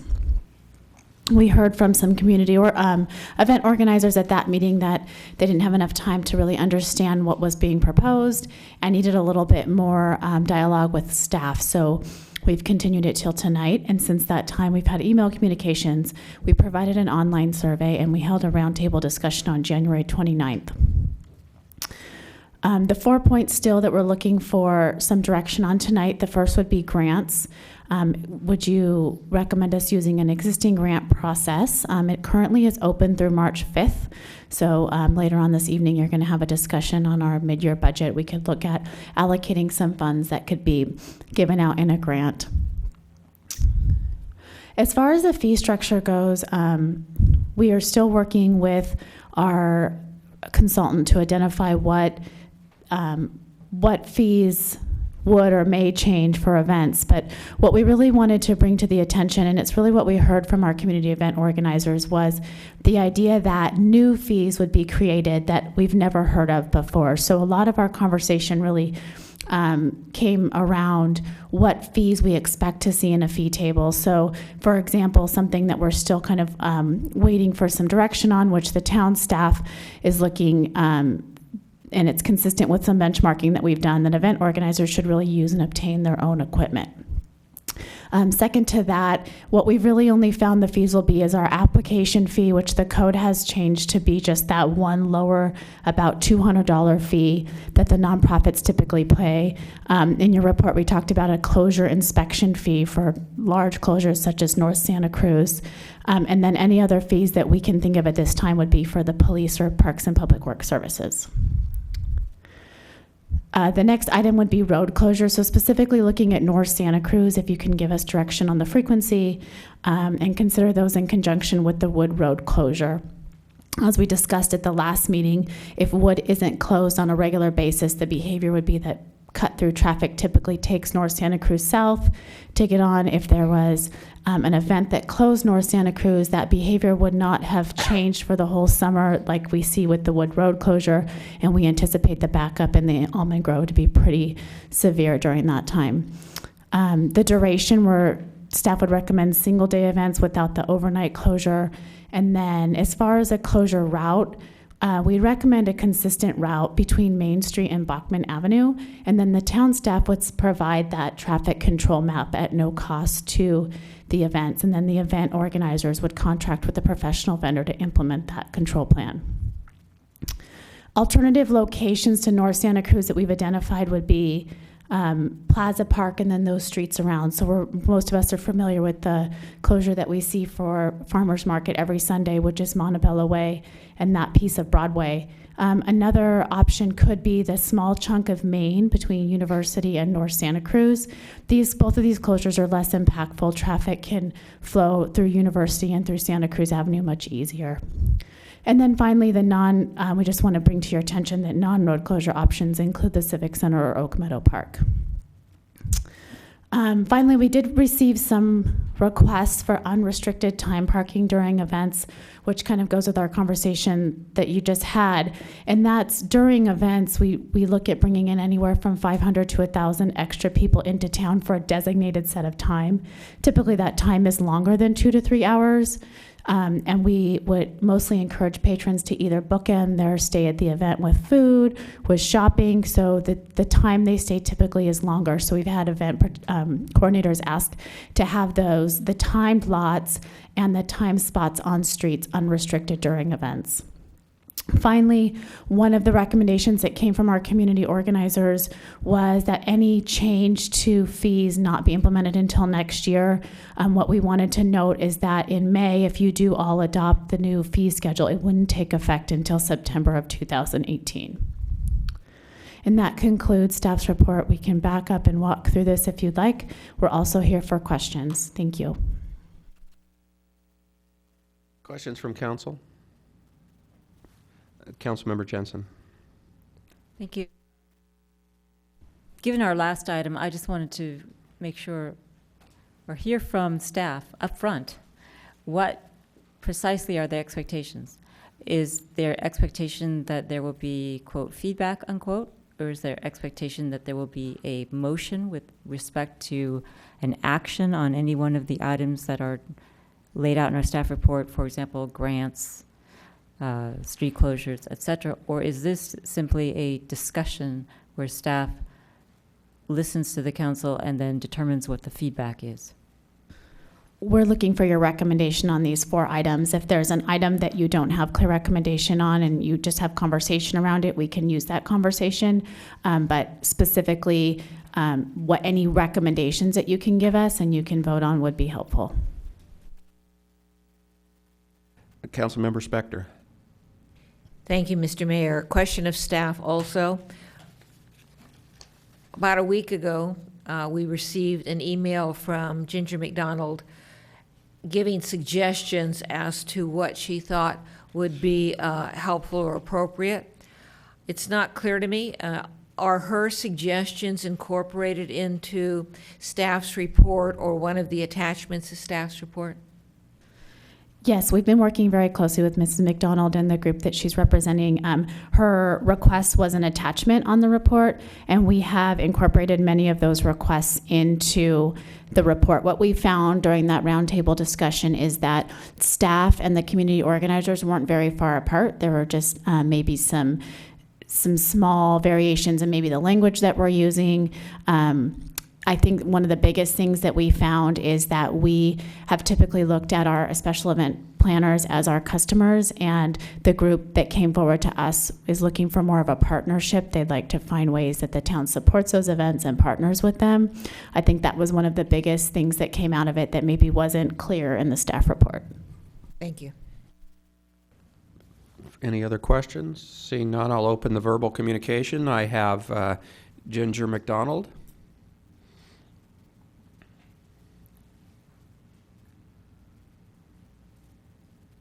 Thank you, Mayor Rennie and council members.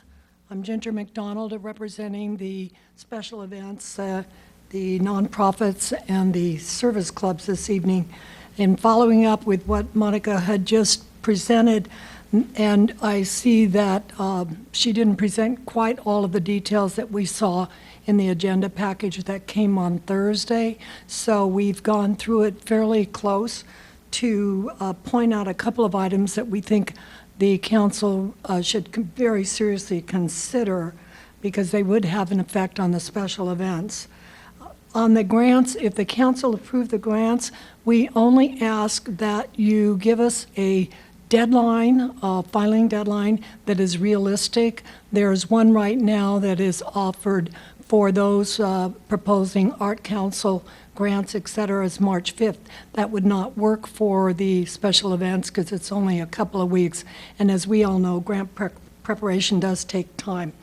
On the street enclosure relative to events, again, it was not detailed, but they're limiting it to single-day events. As you know, the Fiesta de Arts is a two-day event. They will be requesting some street closures. They will not be going to North Santa Cruz, but hopefully they'll be able to close a portion of Main Street in front of the center here. And that event has been a two-day, full weekend event for many, many, many years. So I would hope that the council would understand the importance of keeping it in the full weekend, even if they do have to close one of the streets that they get a closure. Also, on another thing, there are some permits right now in the process in the queue, and they're being delayed because there's still some uncertainty.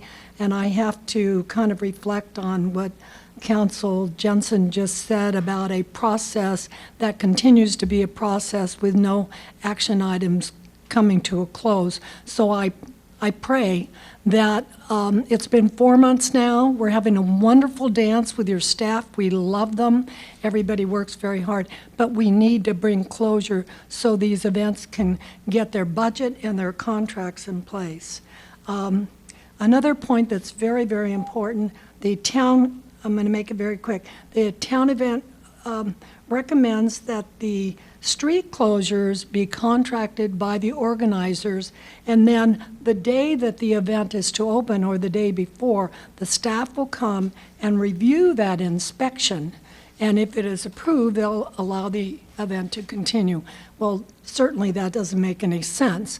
You know what it takes to bring an event. So we request that if the staff is going to impose that on us, that they take the full responsibility of setting the standards and the specifications, so there's no question going into the actual event that there could be something that isn't met. Okay, so questions, Councilmember Spector? Thank you, Mr. Mayor. With the objective of moving forward, what about the grant amount? You didn't talk about that. That's actually in another agenda item, but do you have any concept about if grants were given to nonprofits, what the grant should be, could be? Yes, we have several comments which we exchanged with the staff, and I think we're very, very close. Our recommendation is to look at it as an equal playing field, and the most important element of that grant approval would be that it is a community benefit, a community specific to what the town considers vital, which of course all of these events do qualify. The other thing that we requested is that the grant proposal process is annually, and the request for it should come in sometime around February, and the approval process within, I would say, 2, certainly not beyond 3 months. And then after it's approved, that the funds are given to the event organizers, and that after the event is completed, 2 months post the event, they would then submit the final report showing the financials, et cetera, proof of it. And the reason I am referring to this is because we have experienced the Art Council events, and I was very pleased that we did get the award for plein air. I was very surprised that we asked for an annual fund for an annual event, a one-day event, and we are still submitting quarterly reports that basically say there's no activity, but that quarterly report has to be submitted so we can get 1/4 of the $1,500 that we asked for. That seems to us to be a huge waste of staff time and certainly our time. So we were hoping that wouldn't occur. I hope that answers your question.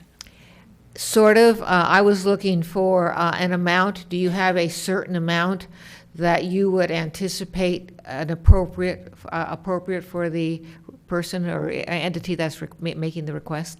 We saw a suggestion of, I guess the Art Council has about 20,000 it distributes, and I believe the staff said if they were able to get that amount, and then if there's 5 events, maybe equally distribute that. At this point in time, I think anything in that amount, 1,500 to 2,000, would help offset a lot of the event costs that come into play. All right, I have all your other notes here, so thank you very much. Thank you. So, Councilmember, Vice Mayor Leonardis. Thank you, Mayor Rennie. Ms. McDonald, you mentioned that the current grant deadline is not realistic. I guess it's March 5th. How much time would you need to? Well, my reference is that the deadline for the Art Council grants, which actually I believe was announced about 2 or 3 months ago, is that correct? It's been a while. The deadline is March 5th. So if quickly we adopt a grant for the special events, I would say March 5th is unrealistic. We have to give them at least a month or 2 to pull it together. So you would need by like May 5th, perhaps? I think that would be very reasonable. And they could do it sooner, but they're not going to do it if you give them 10 days. Go ahead. On the street closures, you said 1 day at a time. You brought up the Fiesta de Arts as an example of needing 2 days. Would it be a good idea to say street closures from 1 to 2 days, a max of 2 days, or 1 day at a time? You have to apply for Saturday, say, and then you'd have to apply for Sunday separately. Let me address the last statement there. Applying for an event that occurs 2 days singularly, I think would be a lot of extra work. It's one package. I do feel that the closure of North Santa Cruz for 2 days or full weekend is quite an imposition on the town and on the residents, et cetera. But I think a consideration for other street closures, say Montebello Street by the park, or if it were to be here in front of the Civic Center, to be able to have, like the Fiesta, the Arts have their trucks there, the food trucks for the weekend, I think that would be very reasonable to do that for 2 days. So I guess an answer to that is it's specific to where that will occur as to 1 or 2 days. Okay, thank you. Councilmember Jensen. Thank you. Ms. McDonald, you were talking about as a criteria for the grants that something demonstrated community benefit, and I think you used the word vital. And so one of the difficulties with the grants is that you want to award them fairly, so oftentimes there's a point system, there's definitions of how you're going to determine something.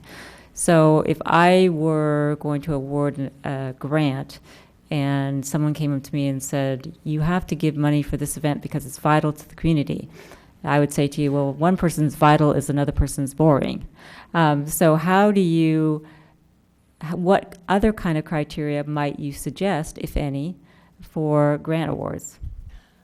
Well, thank you. That's a very good question. And I think the other areas, when we say benefit to the community, we're talking about a couple of things, the vital community programs, the beneficiaries. This year, plein air is not going to take place, but we have a situation where there are a couple of organizations, beneficiaries that are very dependent on the funds that we raise through our fundraiser. Has nothing to do specifically with this question, other than to say that there are programs that will not move forward if they do not have certain amount of funding. And if they are dependent on these special events to fund that, then I think that's an important criteria to put into play. The other element is, what does it bring to the community as a whole? The residents, the children, and also the merchants. Excuse me. Does it provide an opportunity for people to come into town, to enjoy the restaurants, to enjoy buying, to enjoy all the wonderful feeling of the town that we all experience? So it's a little subliminal in some ways, and I apologize, because how do you tack that into a criteria? But I think it could be a 5-point criteria. Any further questions? So one question for you. Were all the organizations okay with a once-a-year grant? I mean, it pretty much means everybody's got to be planned by the January or February so they can get their grants going, right? Was everybody okay with that? They were very pleased that grants kind of surfaced to the top and provided something for special events that we hadn't had before, and they would be able to work within the time frame. Now this year, everything is moving. I mean, all of this should have been done last fall, but obviously we couldn't. So now that if we have grants issued and the deadline is May 5th, that means a lot of activities got to take place to apply and to have them approved. But then I would assume, I would hope that by the end of 2018 in the fall, the announcement of those grants will go out, and then by February, the approval of those grants would be in place. That would give the staff 4 months to actually review and evaluate and analyze them. Okay, any other questions? Seeing none, thank you. Thank you. I don't have any more cards on this subject. Would anybody else wish to address us? Seeing none, I'll close the verbal communication and come back to council for questions, comments, motions. I'll start off with a question. So Ms. McDonald kept talking about an art commission doing grants, but I don't think all of the events are really art related, are they?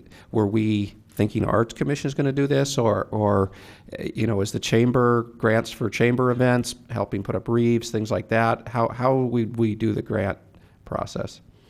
So currently, we use both our Arts and Culture Commission as well as our Community and Senior Services Commission. The latter commission handles the Human Services grants, and then the Arts and Culture Commission handles all art-related, including event-type grants. Our suggestion would be that if it's the will of the council to create a separate event category of grants, that we would ideally run it through the Arts Commission. However, if the council says, let's put $5,000 or $10,000 towards it, I think the issue about, what are the criteria? If we get 5 applications, we just divide the number by 5.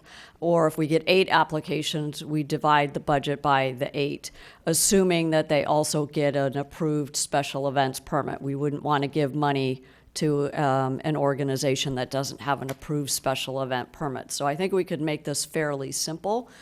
We do have some excess funds from savings from last fiscal year. So we were thinking that we could even do something for this current summer set of events. But if the council's more willing to hold that money in abeyance for events that would happen in 2019, we're happy to run a grant program for the following year. We were just trying to think of what we could do in the spirit of partnership. And are you more inclined for a grants version where there's a pot of money versus a subsidized? It's sort of an open-ended how much it costs the town, because if there's more events that are automatically subsidized, the number gets larger? Well, I think the challenge is really then it becomes a much more complex process to administer. And grants already are a fairly time-consuming project for the town manager's office. So we were just thinking, how could we utilize an existing process, which is our Arts and Culture Commission? They vet all the grants currently, and we would just take it on its merit. So it would be easier if we were just handling a dollar amount as opposed to anticipating staff costs and then subsidizing off of an anticipated cost that we wouldn't really be able to nail down. Okay, other questions? Councilmember Jensen? This isn't actually a question. I'm just going to try it in the interest of moving forward and partnership.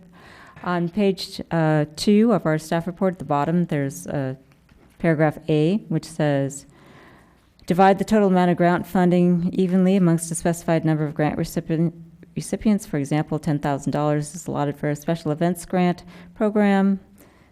And then, as Ms. Pravetti said, you divide it among the applicants. We wouldn't have to worry about what vital meant or community benefit meant. It's something that we could put in place now as a pilot to get things off the ground, and then revise if and when needed. So my motion would be that we, for grants purposes, adopt that option that's on the bottom of page 2 of our staff report. And that would not include any specific amount at this time. That's still to be figured out. I'm looking at the 10,000 on the bottom because it's talking about a 20,000 distribution for grants. Certainly, if somebody wanted to suggest something additional, a different item on the program, I don't know if that would be, but I was just trying to get something off the ground, do something that's on our paper and recommended and the staff is comfortable with. So I was going with the 10,000 figure on our staff report. Councilmember Spector. We do need a second, by the way. I'm going to second the motion, and then I'm going to add that either as a separate motion or as part of this, I would suggest that we add the deadline for this year being, make it May 5th or something like that. I would be happy to accept that as part of this motion. Okay. So I second the entire part of Okay. motion. Other comments? I guess my first concern is on the 10,000, because I know we're working on our fee schedule and we're going through the whole process of really determining what does it cost us. I'm a little bit worried that our fee schedule is going to be something much larger than what events we're paying in the past, and 10,000 divided by 5 may mean they're still paying a lot more than they were in the past. So I don't have any feel for what the right amount is.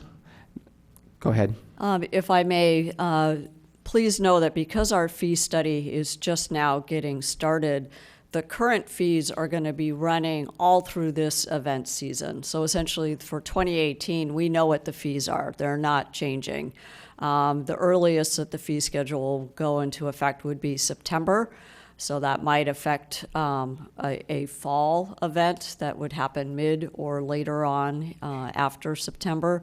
So we essentially know what they are. I think the important thing is that this would be a new $10,000. This would be a new way for the town to support events. And I don't know if we would have the budgetary capacity to do it in future years. So it truly would be a pilot, and we would need to come back to the council to see how it went, what it meant for the event organizers, et cetera. But it's something that we could do now. Okay. Councilmember Jensen. It was just pointed out to me that May 5th is a Saturday, so I'd like to change the deadline to May 4th. Is that okay with the seconder? The seconder. That's fine. Any further comments? Seeing none, all in favor? Aye. Anybody opposed? Passes unanimously. And we move on to item number 8, summer concert series. I was only, skipped- Mr. Mayor, I was only doing a portion of the Oh. discussion. We had other things that the Okay. staff wanted us to discuss. Please go. All right. Well, so I'll just weigh in, not as a motion, but just comments and see what other people think. The next item was the closure of North Santa Cruz for special events. I have long been on record as being opposed to the closure at Wood Road, and I'm going to continue to be opposed to that. And one of the ways that I can justify that in terms of any special event is that, just from my personal observations, totally anecdotal, I think events work better around Plaza Park and a little part of North Santa Cruz and a little part of Maine. It concentrates the area. It allows a good space for booths and setups, just like our Spring into Green, which is really successful. So I would rather see that as an option and keep the ability to keep Wood Road open. So that's my comment on that one. Timed parking for events. The only reason I would say no to that is because if we're trying to move towards something that's consistent and we're going to 4 hours or we're studying the parking, I would hate to mix it all up for an event. So that's my 2 cents on that one. So those are my comments on those remaining 2 items.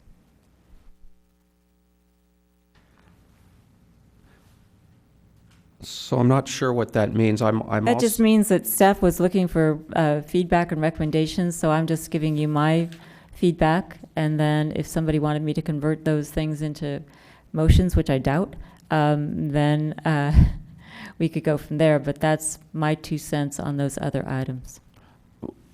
So I agree that I don't think the Wood Road closure is going to happen all the time.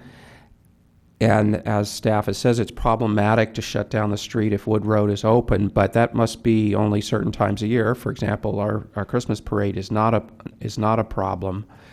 I gather if we don't have a shutdown planned, we would then require the organizer to pay also to shut down Wood Road. What is staff's thought on that? The thought is that Wood Road will need to be closed consistently because the behavior would be unlearned at that point. So if you just closed Wood Road as a one-off, we would still have that cut-through traffic that tries to take North Santa Cruz south to get on. So it would have to be almost that habit. And you are correct. We're looking just at the summer months. The kind of Memorial Day through Labor Day is the question here, is should we allow North Santa Cruz to be closed for events if Wood Road isn't closed from May to September? Okay. Councilmember Spector? Let me weigh in on these things also then. I agree with staff that if Wood Road is not going to be closed, Santa Cruz Avenue should not be closed, since we do not know to what extent Wood Road will be closed. We should not be closing Santa Cruz Avenue.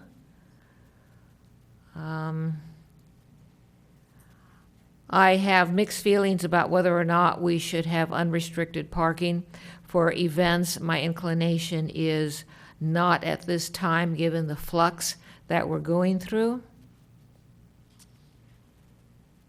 And I agree that the current fee schedule should remain in effect. Other comments?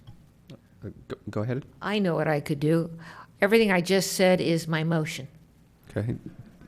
Do we have a second? Second. All right, so I have a second. Any further discussion? All in favor? Aye. Aye. Anybody opposed? Seeing none, can we move on from this item now? So did staff get everything they need on this one? Yes, thank you. Okay, so let's move on to number 8, which is our summer concert series.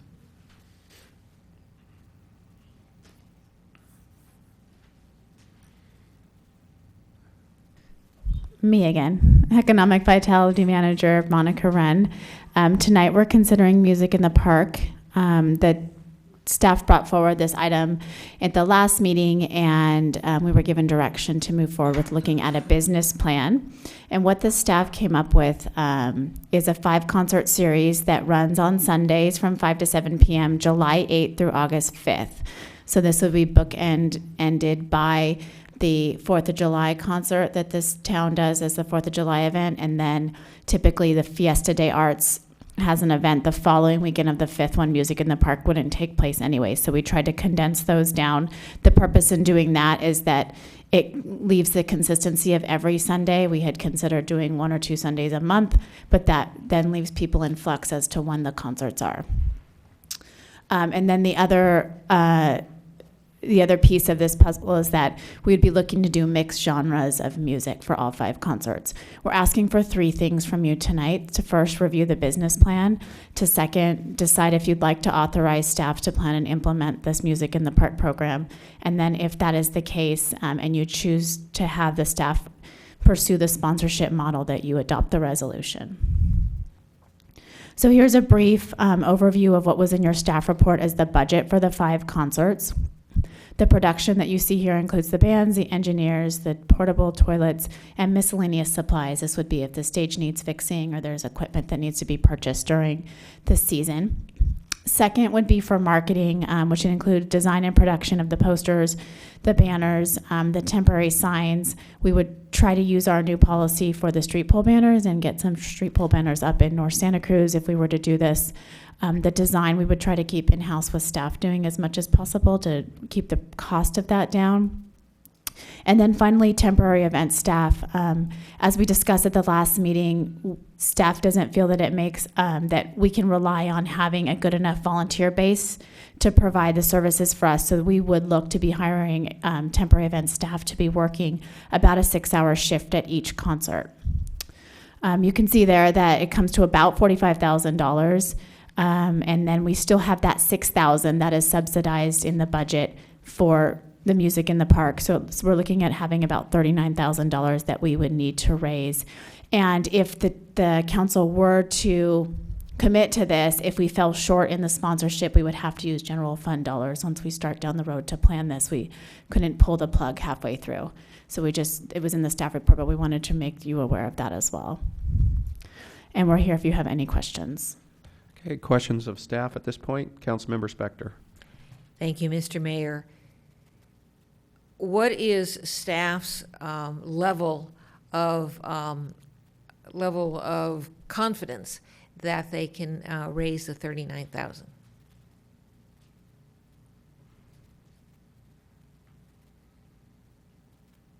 Staff historically has been involved in one form or another with the production of this event throughout the years. That means we actually have access to some fairly detailed information about who our historic sponsors have been.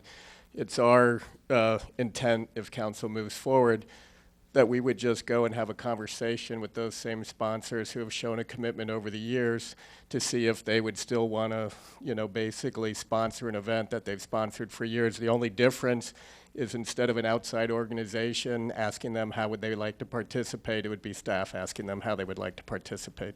Thank you. Okay, seeing no other questions, I'll open the verbal testimony. I don't have any cards. Does anybody wish to address us on this? Seeing none, I will close the verbal testimony and come back to council for motion or comments. Vice Mayor Leonardis. Thank you, Mayor Rennie. I'm going to move forward with the staff recommendation in the report, A, B, and C on the first page of the report. Including the adoption of a resolution for enabling sponsorships. That is correct. Do I have a second? Second. Okay, I have a second. Further discussion? Seeing none, all in favor? Aye. Anybody opposed? No. No, it passes 4-1. Councilmember Jensen opposed. Anything else on this one? I guess not. Moving on to item number 9, fiscal year mid-year budget.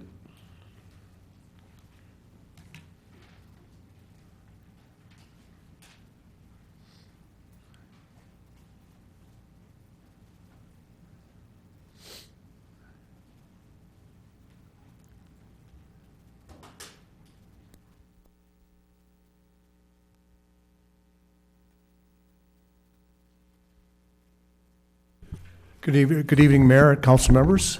Steve Conway, Finance Director. Tonight, you have before you the mid-year budget report for fiscal year 17-18. And we are asking council tonight to receive the report and also to approve budget adjustments as recommended in the mid-year report, and also to receive the town's update to the 5-year financial plan. So tonight, I'm going to be very, very brief. The fiscal year 17-18 budget is running according to plan. We're actually pleased to say that we are actually recommending in the report an increase to a number of our operating revenues. Those big ones that we are recommending increases to are our property tax, our hotel tax, our transient occupancy tax, business license, our license and permits also are trending positively, along with the economy that has been, as we all know, in a very much of an upswing in recent months. Although we know it has had a few hiccups along the way, but we are seeing a very positive economy. So we are looking at improving our revenues, our forecast by $610,000 this fiscal year. Our expenditures are trending at the half-year mark at around 46%, which is below the 50% budget, so we have a positive trend on our expenditures overall. The savings that with the increased revenue and the savings on our budget, we believe we have enough revenue to serve as a funding source for the budget adjustments that have been requested as part of this report, and you have those detailed in the report. We do continue in our forecast for fiscal year 18-19 to show a small surplus, very small surplus of around $300,000. These forecasts were updated with all the latest information we have from CalPERS regarding the employer contribution rates, which reflect a number of changes that the board have approved. There was a very recent board change that was made, I believe, last week, which will change some amortization periods for future gains and losses at CalPERS, and those have not yet been incorporated. And we will likely do that after Bartel, our actuary, has a chance to complete their work that they're doing for us on the forecast. So we'll be incorporating that most likely when we bring the adopted budget, recommended budget for fiscal year 18-19 forward.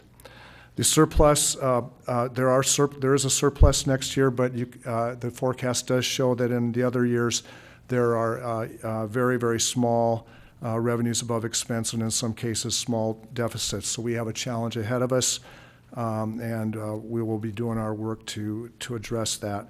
And there are a number of budget adjustments tonight on your report. We have all the town staff here who could answer any questions you may have on any of those recommended budget adjustments. As I said, there are adequate funding sources identified for each of the adjustments that's been requested, and I'm happy to answer any questions you might have. Okay, questions at this time? Councilmember Spector. Thank you, Mr. Mayor. What I want to do with staff is just make sure from an overview that I understand what our big picture is. And I think it's consistent with what you said, but you can correct me if I'm wrong. I heard you say that we're trending about $300,000 above for 17-18. Correct. So we have 300,000, and that you are recommending a budget adjustment of, I think, 610,000. Yes, that's correct. So we have to spend 910,000. I believe that the budget adjustment of 610 is new revenues that we're forecasting, so the 300 is net of that. So it's you don't add those two together. I'm sorry to. All right, so report it's that. what, 310? Yeah. Yes. All right. Well, that roughly actually 300,000. Yeah.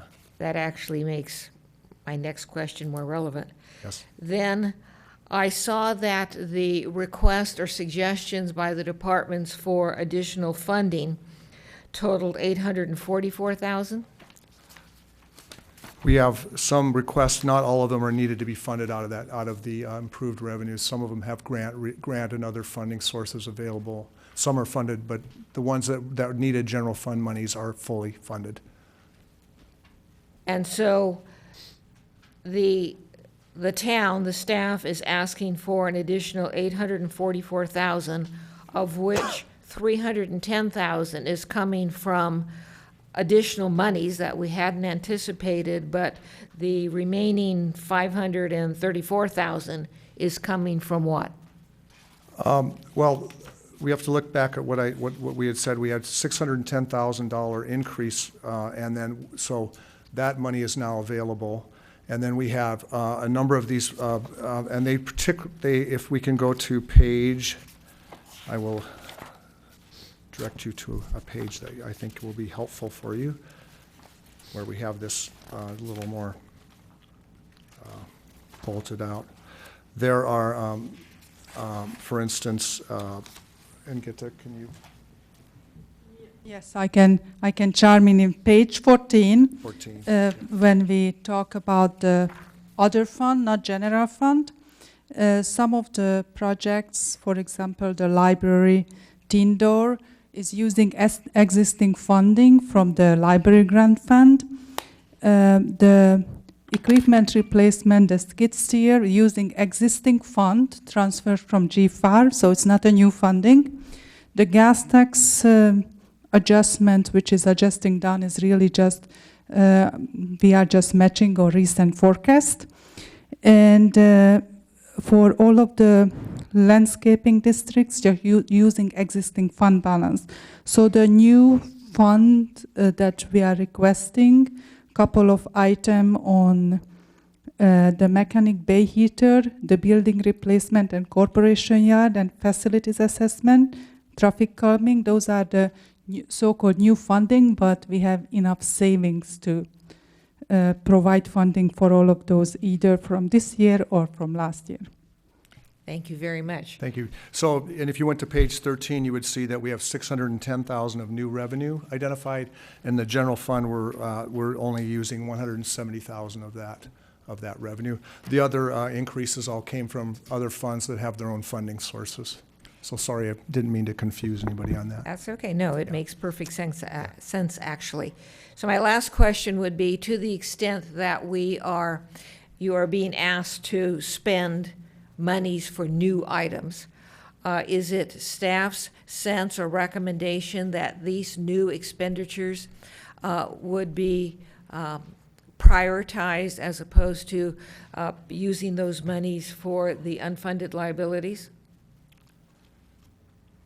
These proposed mid-year adjustments are really items that we've identified in terms of a business necessity. So we're very careful not to be adding new projects that, because would be more appropriate for the 18-19 budget conversation. So really we're recognizing that we've got mandated well testing that we have to do. We have staff who are participating in education programs, and under their memoranda of understanding, we have to make tuition reimbursements.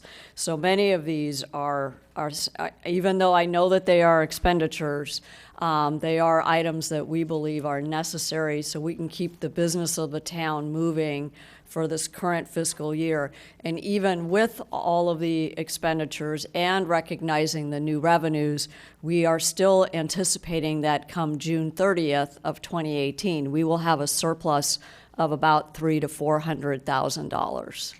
Thank you. And when I went through each of the requested expenditures, I did note that some were a business necessity, i.e. the wells, and some may not be, which is why I was asking if staff was recommending these expenditures as opposed to unfunded liabilities, and what I hear you saying is yes. Thank you.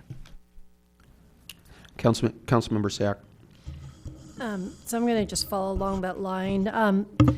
I'm looking at page 16, the budget performance report on the general fund expenditures, and I'm in agreement with Councilmember Spector that when you go line by line, you can make the argument for the necessity. What I'm curious about, and I'm going to take a step back, is just process.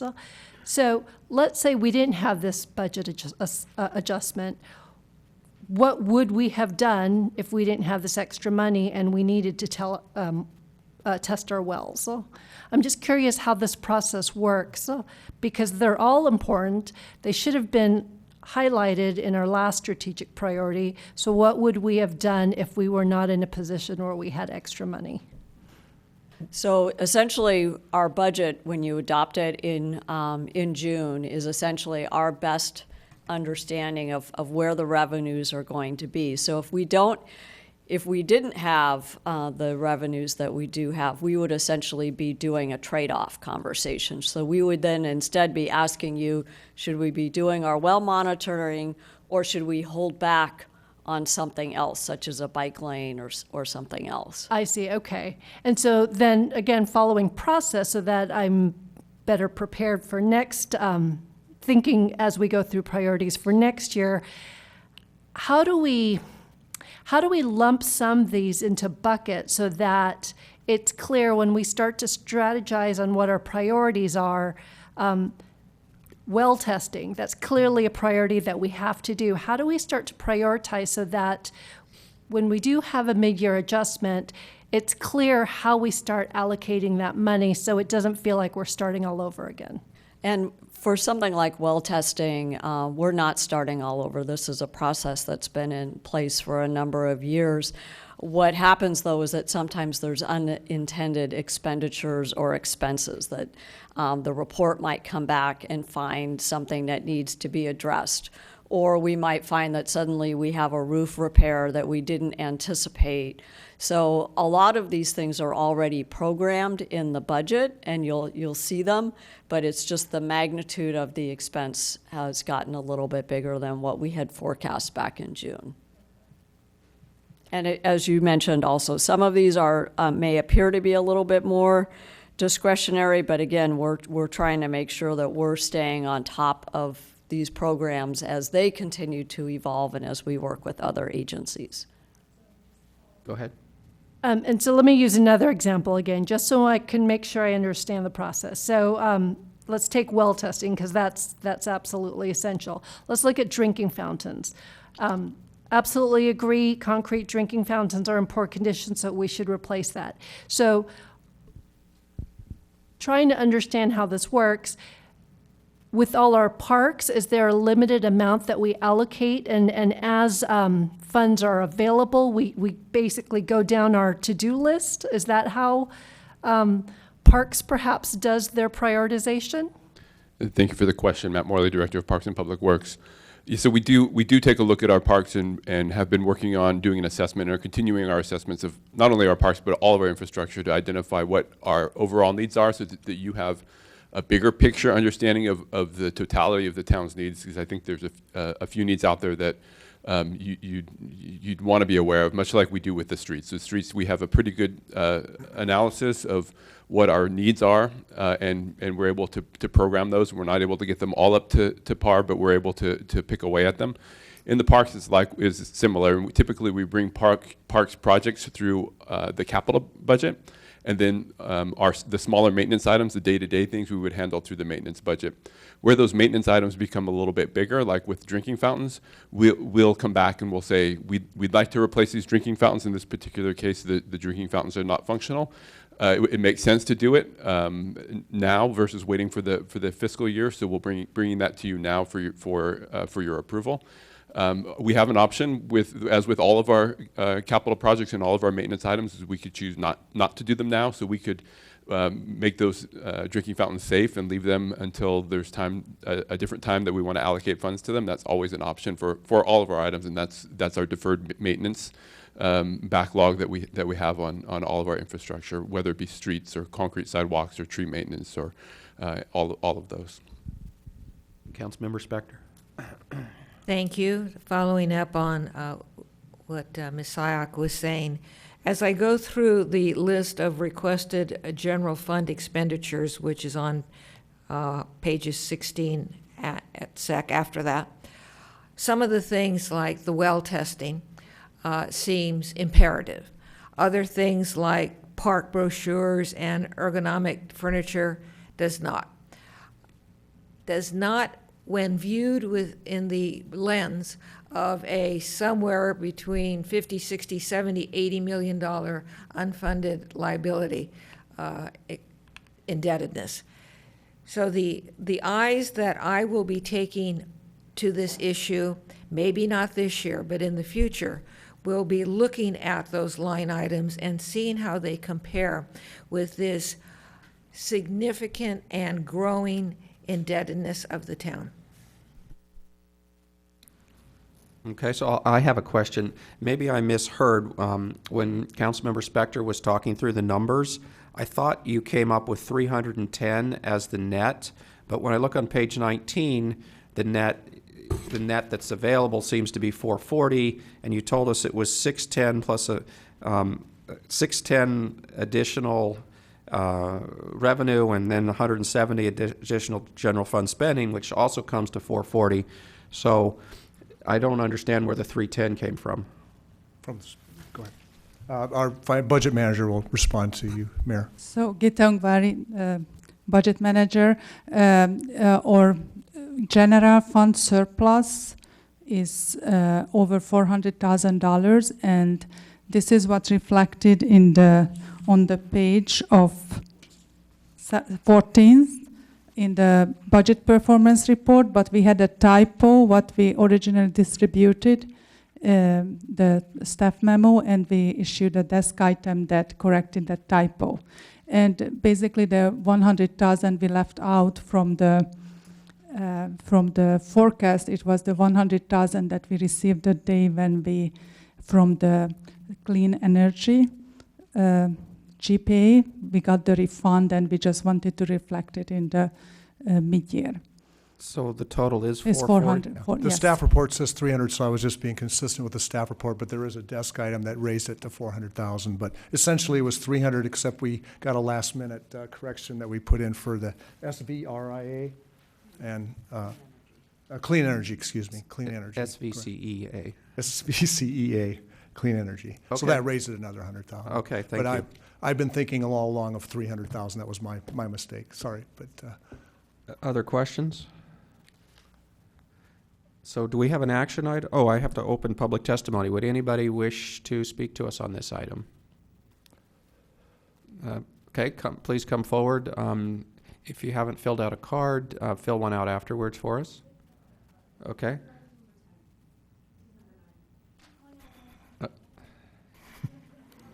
Okay, we'll get to number 10 eventually. Sometimes it's at midnight, but would anybody else wish to address us on number 9? I see nobody coming forward. We'll close the public testimony and come back to council.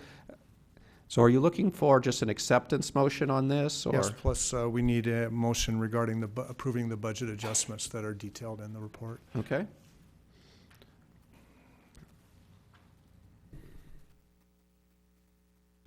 Vice Mayor Leonardis. It's the same motion as last time. Items A through C on page 1 of the staff report. Move approval. Okay, do we have a second? I'll second. Okay, I have any further discussion? Go ahead. I'll be supporting the motion. I guess, and I just want to clarify, I wasn't trying to pick on parks or the wells on for any particular. I guess what I'm looking for, and perhaps it's not during this discussion, but in the next one, I'll be quite honest, I'm a little overwhelmed with the looming bills that we have to pay versus the day-to-day operations that are needed to run the town. And so what I'm looking for, and I'm looking to staff for some advice, is when do we have a discussion on the high-level priorities of how much should be allocated towards unfunded liabilities, safety, maintenance, streets, at a very high level, so that if we had $100, it would be easier for me to say, okay, we've decided, this project or this program should always have a certain percentage based on those allocations. And that I don't feel like I have to get into the weeds of how each program should be administering when money's available, but it just ties to the larger priorities that we set for the year. So that really is our budget conversation that we have in May, because that really sets the values of the town, and it reflects our core goals, which we will also reflect and discuss under agenda item number 10 this evening. The council should also remember that it has made significant progress on the unfunded liability issue. I know there still remains concern and that there's more that the town can do, but you should know that the Finance Committee made really good strides last week, and we are going to be proposing an even more aggressive way to make sure that we are on top of this issue. So we're ahead of many other cities. I know that we want it to be solved, and I do want to assure you that the Town Council Finance Committee is making really good strides, and we hope to bring their recommendations on an accelerated payment schedule to you within the next couple of months. They wanted to create a policy to make sure it was strong enough before full council consideration. So the efforts that you've already put into motion, and again, we'll get to this with agenda item number 10, issues such as public safety and unfunded, those are ongoing priorities that this town takes very, very seriously. But at the same time, we have little things that also need a teeny bit of support. So we need to constantly do that balancing act, and that's why the mid-year report is so important. So that way you can get a temperature as to how are we doing in terms of revenue and expenditure, and are we in line with those larger goals. Councilmember Spector. Thank you, Mr. Mayor. Following up on Ms. Syak's question, for me, I am going to be supporting the motion. But for me, as I said, I'm going to be looking at these financial numbers through the eye of, is this an expenditure that is more important to the town than paying off our unfunded liabilities? And it's not just because whether we're going to be paying them off or not, but because we're taking monies and we're paying very, very high interest on these millions of dollars of indebtedness. So is that more important to me, to reduce the principal and in looking at the amount of interest we're paying, or do I want to do a brochure or some other item? That's the vision I'm going to be taking when I look at this. I'm just not doing it to it this year yet. So that's why I'm supporting the motion. Okay, seeing no further comments, I'll call the question. All in favor? Aye. Anybody opposed? Looks like it passes unanimously. Thank you. We'll move on to item number 10. Thank you very much. Actually, let me check with the council. I think we would like a quick refreshment break, so let's take a about 5 to 7 minute break.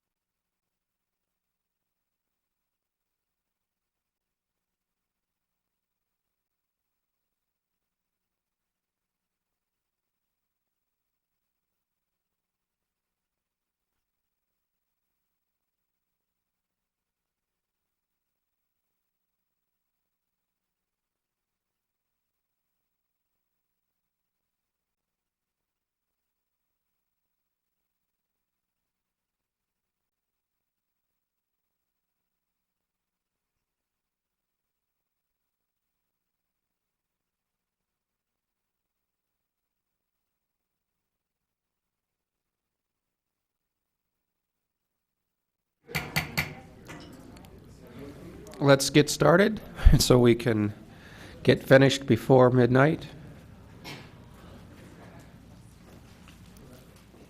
All right, if staff is ready for our report.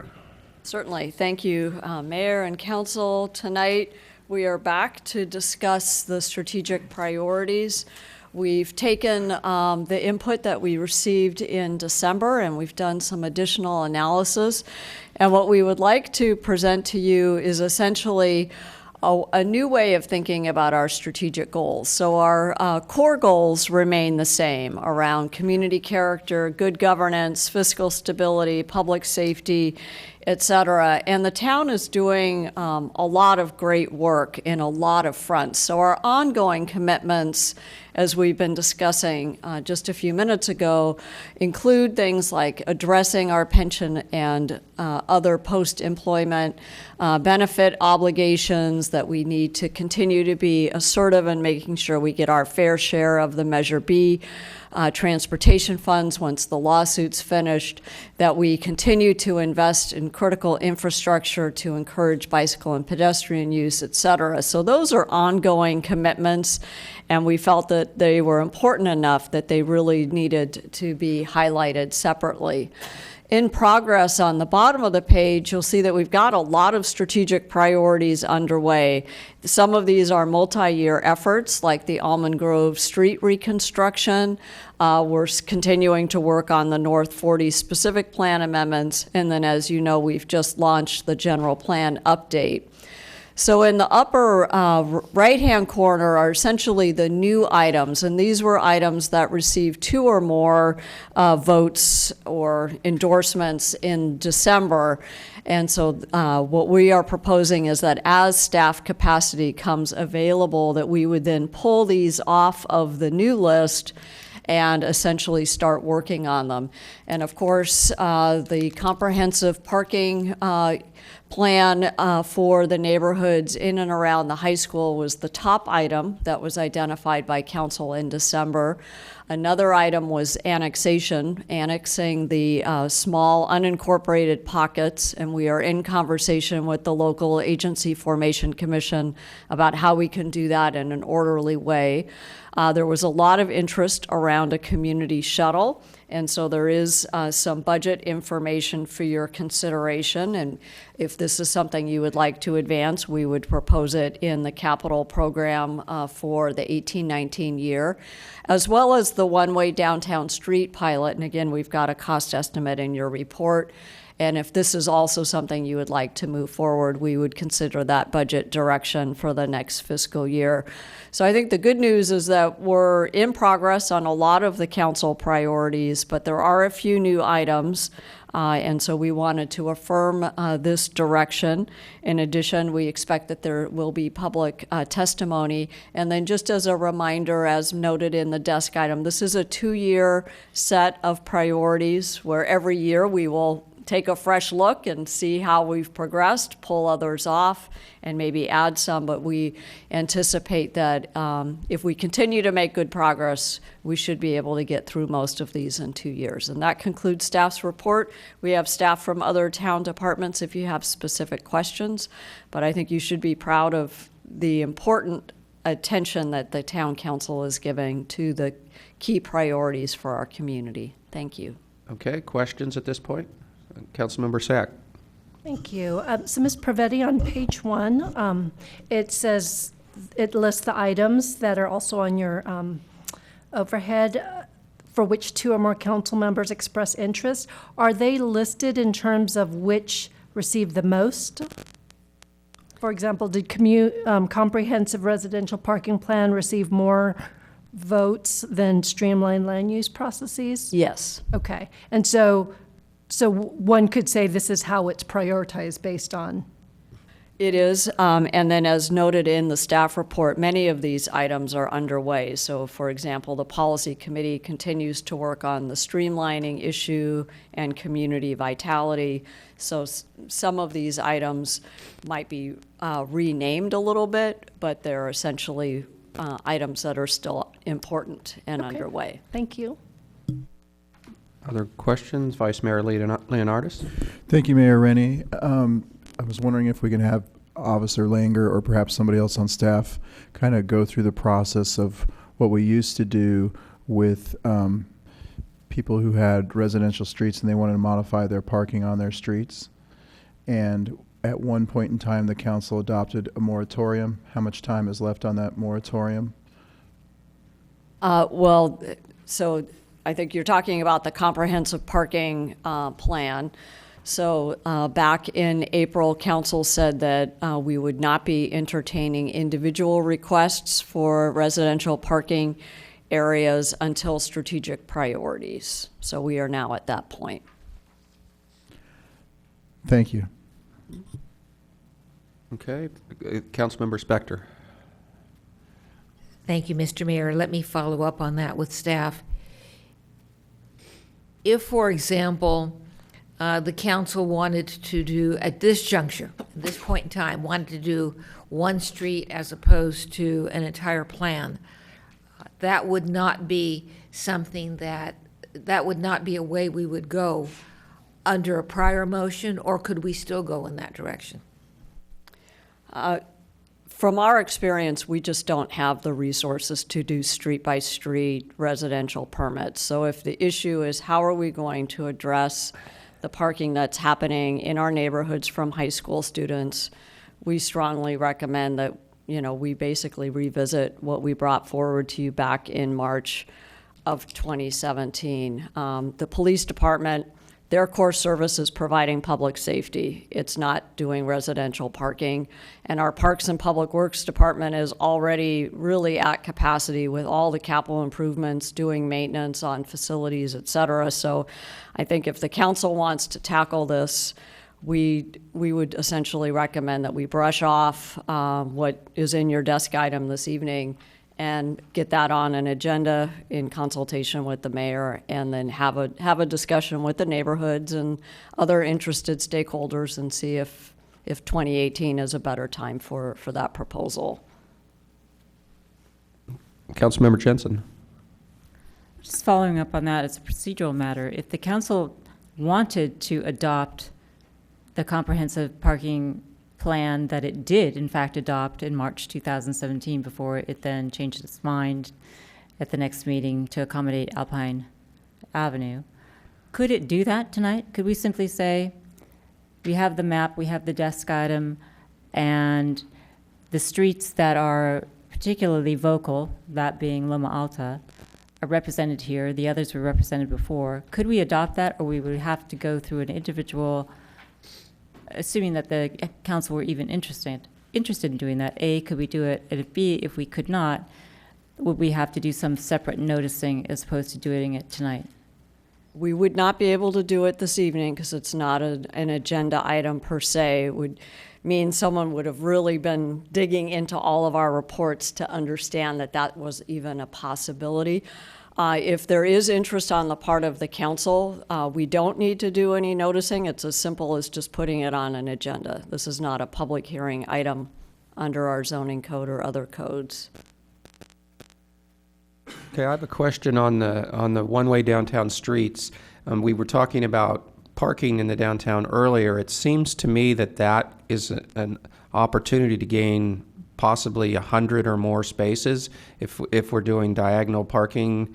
I guess it depends on how many parklets we let in, but when I go out and look and think about it, it looks like, you know, maybe you gain for every 2 spaces you can now get 3 cars if you're diagonal.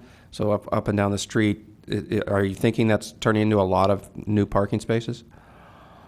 Thank you for the question, Matt Morley, Director of Parks and Public Works. So there is a potential, yes, to pick up parking, but as you noted, there's going to be competing priorities. So what do we want to do with multimodal transportation through the downtown? Do we want to capture some space for bike lane, or parklets part of the plan? All of that is part of the analysis that we would do through this. And ultimately, yes, it could pick up parking spaces, or there could be other economic vitality type efforts that you'd want to incorporate that might minimize the pickup of parking spaces. So we'd want to look at that, and that's what we factored into this proposal, is actually doing that analysis, bringing some options back to the council for discussion, and working through that with you. Okay, thank you. Any other questions? Seeing none, let me open the public testimony at this point. Let's start with Jennifer Leibthal. Hopefully I said that correctly. I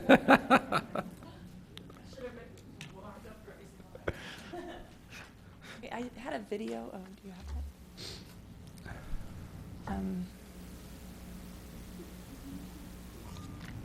that? Should I just start talking for the video? Okay. So this is a video I took of the street just to show the current parking issue on Loma Alta. I tried to pan over to the left and right side. And when I did, what I was showing you is that those things that look like open spaces are actually just driveways, which there are in lower Loma Alta are very few driveways, or actually side streets which only have 90-minute parking. So if you live, say, right here, and you're trying to find parking for more than 2 hours, you can't park here. And if you just look ahead, you have to park all the way on the top of that hill. So that's for family members, friends, workers, and as I've said a few times here, Loma Alta never had a problem until all the rest of the streets were permitted. I think we're just asking for the comprehensive plan that's been in place that I believe will not cost us any more money because the research that's already been done just is implemented. I know that you guys are working on a school bus proposal, and maybe that will help. There's been a lot of activity this last week regarding parking issues on Loma Alta. A student brought up the issue, and his proposal was actually to remove permit parking from all the streets. I think a lot of people didn't want that to happen. And somebody pointed out he lives 2 miles from the school. Why don't you bike to school? And I mean, I get it. Students aren't going to bike to school or walk to school unless they're forced to do so. And right now they're not because they can park on Loma Alta. And so really on Loma Alta, we're taking, 10 to 12 streets that used to be permitted, and all that parking is going on our street. This may be the last time you see me here because I actually sold my house today. So, but I will tell you this. The biggest comment I got when people came to see our house was parking on our street and what the issue was. And people passed on making offers on my house because of the parking on the street specifically. I have it in writing. So for any, neighbors in my neighborhood, I just feel like I'm here today to kind of still fight the fight for them. And I will say this, the students, from my point of view, have always been respectful. I don't have any issue, or I've never had an issue with students doing anything that wasn't respectful on the street. It has been brought up, why don't people park in their garage or their driveways? And again, a lot of people don't have driveways, or if they have garages, they're 2-car garages, and they have kids and they have other family and other workers who need to come, right? So just saying park in your garage isn't really working when we have most of the people on the street. There was only 2 of us, but most of the people have children and stuff like that. So there's multiple cars, not only in the immediate family, but also extended family and friends. Anyway, so I appreciate your time. I have a question for you. I think I remember in your emails to us that you're not against student parking on your street, you're just against it being completely full. And I think you suggested an idea of giving out a limited number of permits or something that maybe filled the street halfway. Are you still in favor of that idea? And are your neighbors in favor of that idea? That I would say the neighbors are split. Like a lot of people on the top of Loma Alta are, I think, some are for it if it happens to all of Loma Alta. Some of them seem to be against it, but I think if lower Loma Alta gets permitted, then they're going to start to feel the pain, and they're probably going to want permit parking as well. So I don't want to fully speak for them, but I know most of lower Loma Alta is for permit parking. The proposals I made was either permitting, one side of the street, and even for all the rest of the permitted streets, which it sounds like now that's going to be a cost thing to go back and maybe look at this, but permitting one side of the streets for all the permitted streets so that it's open parking on one side and permitting on the other, or permitting all the streets and then giving a certain amount of students for every street permits. So say Loma Alta, 20 kids get to park on the street. Johnson, 20 kids get to park on the street. The one street, I think, Alpine, is very narrow. There may be other streets that I'm not thinking of, but that's such a narrow street, I wouldn't really, I think probably better to leave permitted so they can have emergency vehicles get through their street okay and stuff. But yeah, Okay, thank you. Any, another question? Councilmember Sack. Thank you. You mentioned that there was some activity this week based on a discussion that a student initiated. Yeah. Was that through the high school? It was What through it? Nextdoor. It's the Nextdoor program. He sent an Okay. email. He sent a great email. He was just reaching out saying, hey, this is my idea. Let's remove, I think we should remove permit parking because I park on Loma Alta and he can't even find parking on Loma Alta. He's like, I'm late to school because I have to park at, he may have said it or another student. There were a couple of students that were commenting, but they're late to school sometimes because they can't find even parking on Loma Alta where they can get to school on time. And then there was a lot of back and forth from neighbors and stuff, and it was kind of all over the place. And I don't want to represent other people because I may say something wrong, but. Yes, go ahead. And I realize it's not you, but it was so it's secondhand, but I'm just curious, did this individual indicate whether he or she had a parking space at the high school? Because, and the context that I'm asking from is in past conversations with the superintendent is that there are spaces available, but oftentimes some students prefer not to park there because it takes some time to get out of the parking lot. He did mention in one of his, there was a lot of feedback, and I'll give him credit. He was trying to go back and kind of answer everybody and, stuff like that. In one of his comments, he did say something about the time to get out of the high school. But he didn't say that wasn't the reason why he didn't park, I can't remember him saying that. Another student did say, you could park at the high school, or you could do this, or, you could walk or bike to school. She kind of mentioned, she made it sound like maybe seniors get preferential treatment for parking on campus, maybe? Okay. Correct. Okay. So I was just curious, Yeah. the context of that conversation. Yeah. Thank you. Okay. Any other questions? Seeing none, thank you. Okay, next up, Mary Lynn Kirby.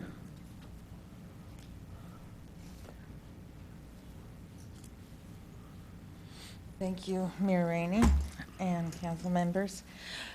Thank you, Jennifer, for almost doing my job. I feel that this is an urgent thing on Stacia Street.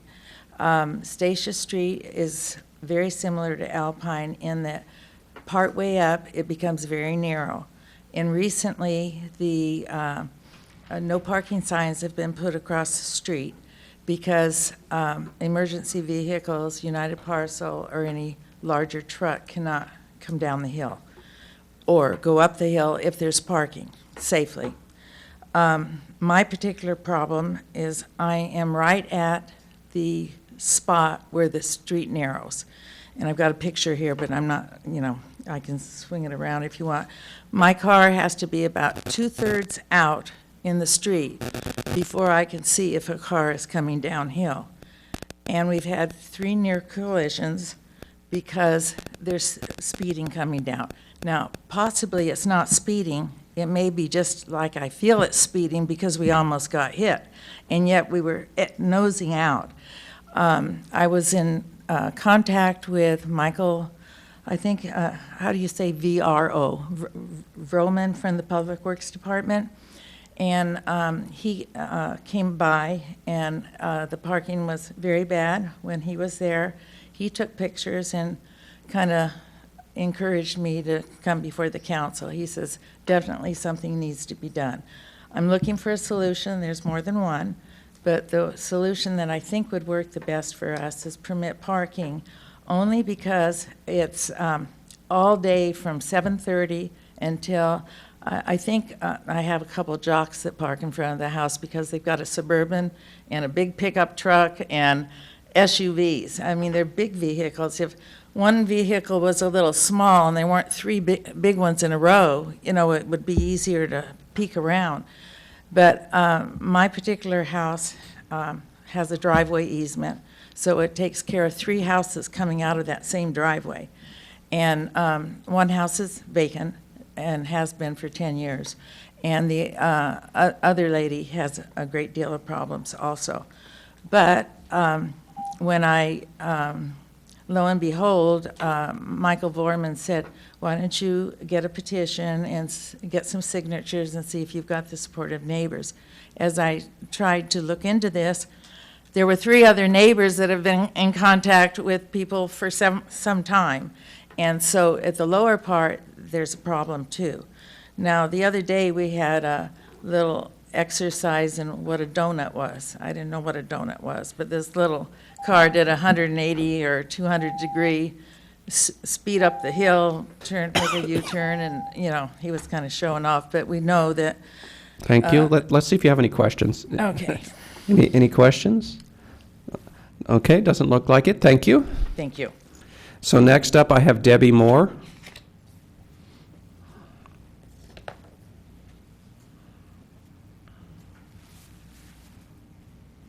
Hi, my name's Debbie Moore, and I'm on Stacia Street also, and I'm in the beginning of Stacia Street. And the concern with the high school parking is a huge safety concern because we're not able to get emergency vehicles up to the middle of the street because both sides are full of parking. And I have 2 children with health conditions, and there's a concern that if there was ever an issue that they wouldn't be able to get care. There's also a concern because we aren't getting our bills and some of our mail because they block mailboxes and then our mail's not getting delivered.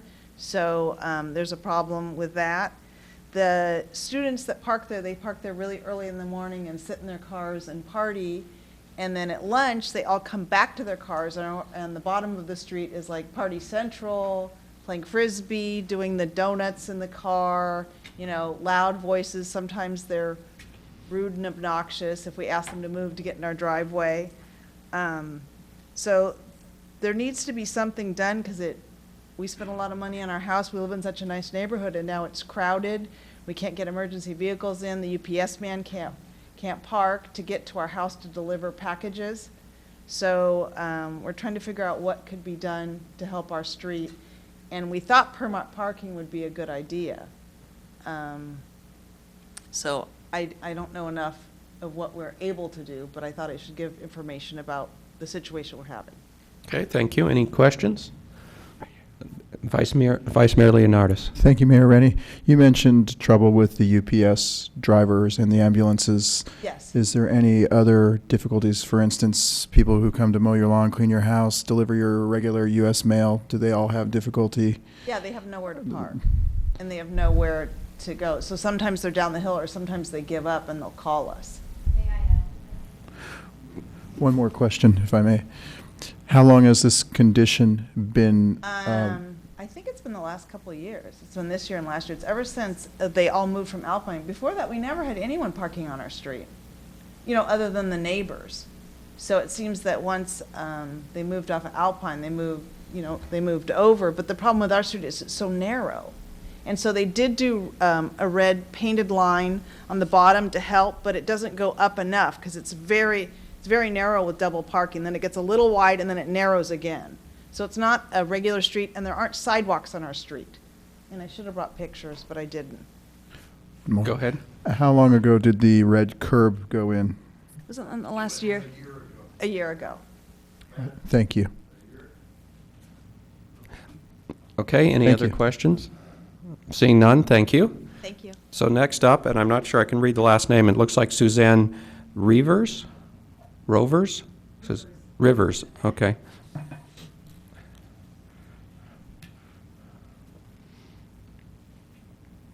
Hi, I'm Suzanne Rivers. I do not live in the neighborhood, but I have family that has lived in the neighborhood for 15 years. And I will say that in the last couple of years, it's become a lot more challenging to find parking when coming to visit family. And I just felt it was important to support them and just say that, it's certain times of day, it's very difficult to find a parking spot within a reasonable walking distance from our family's home. So just as someone who visits the neighborhood, I have seen the impact of the changes in the last few years in terms of parking on Loma Alta specifically. Okay, thank you. Any questions? No questions at this time. Thank you. Next up, Alvin Smith.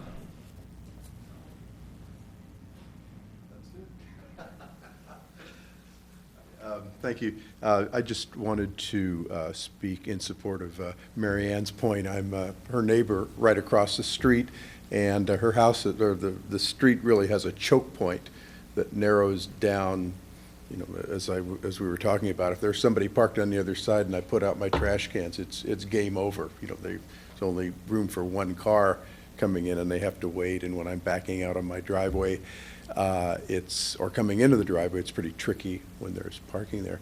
I was also involved, my mother has a house around the corner on Whitney Avenue, and I was involved with the parking permits there, and I remember what it was like before the parking permit and what it's like now. It's an entirely different situation on Whitney Avenue, and I think, of course, what's happening is the streets that don't have the permits, they're just getting more and more crowded. And I've noticed over the past 2 years, I guess now, including this year, that the parking situation on Statia is, besides the choke point, is getting very tight, and we have trouble with people, you know, that come during the day to work or visit, finding a place to park on the street. Thank you. Okay, any questions? Seeing none, thank you, Mr. Smith. Next up, I'm not sure I can read it. It looks like Sid and August Ramney.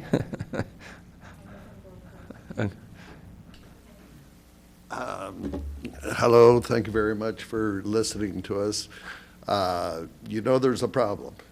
You've taken parking and you've given certain streets no parking, so it's all going to the streets that, like our small street, they're jamming us. I went to I was the one that got the red curb painted in front of our house down at the end, because I went to the fire department and I said, hey, how wide's your fire engine? They said, we don't know, but they got a 25-foot tape and they measured it. And I can't remember what it is now, it was a year ago. And they said, but our mirrors stick out another foot on either side. So Mr. Marley met me and we measured out in front of my street. The fire engine only had 1 foot on either side to get between the cars to go up in case there's a fire. So we painted down at the bottom enough room where it narrows the most. So there is a problem. You're going to hear everybody, there's a problem. What are you going to do about it, and what do we need to solve this problem? Okay, any questions? Seeing none, thank you. So wait, is there an answer when I ask a question? No, we don't answer your questions. We take input from you.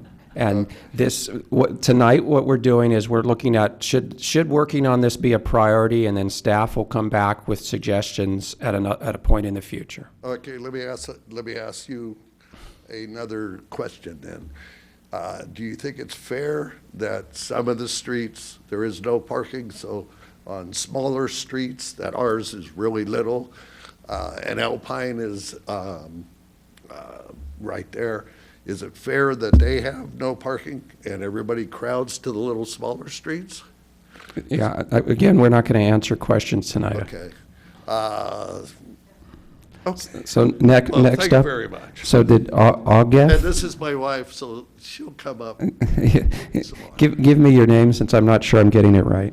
My name is Angel Rampy. Okay. Thank you all for listening to us.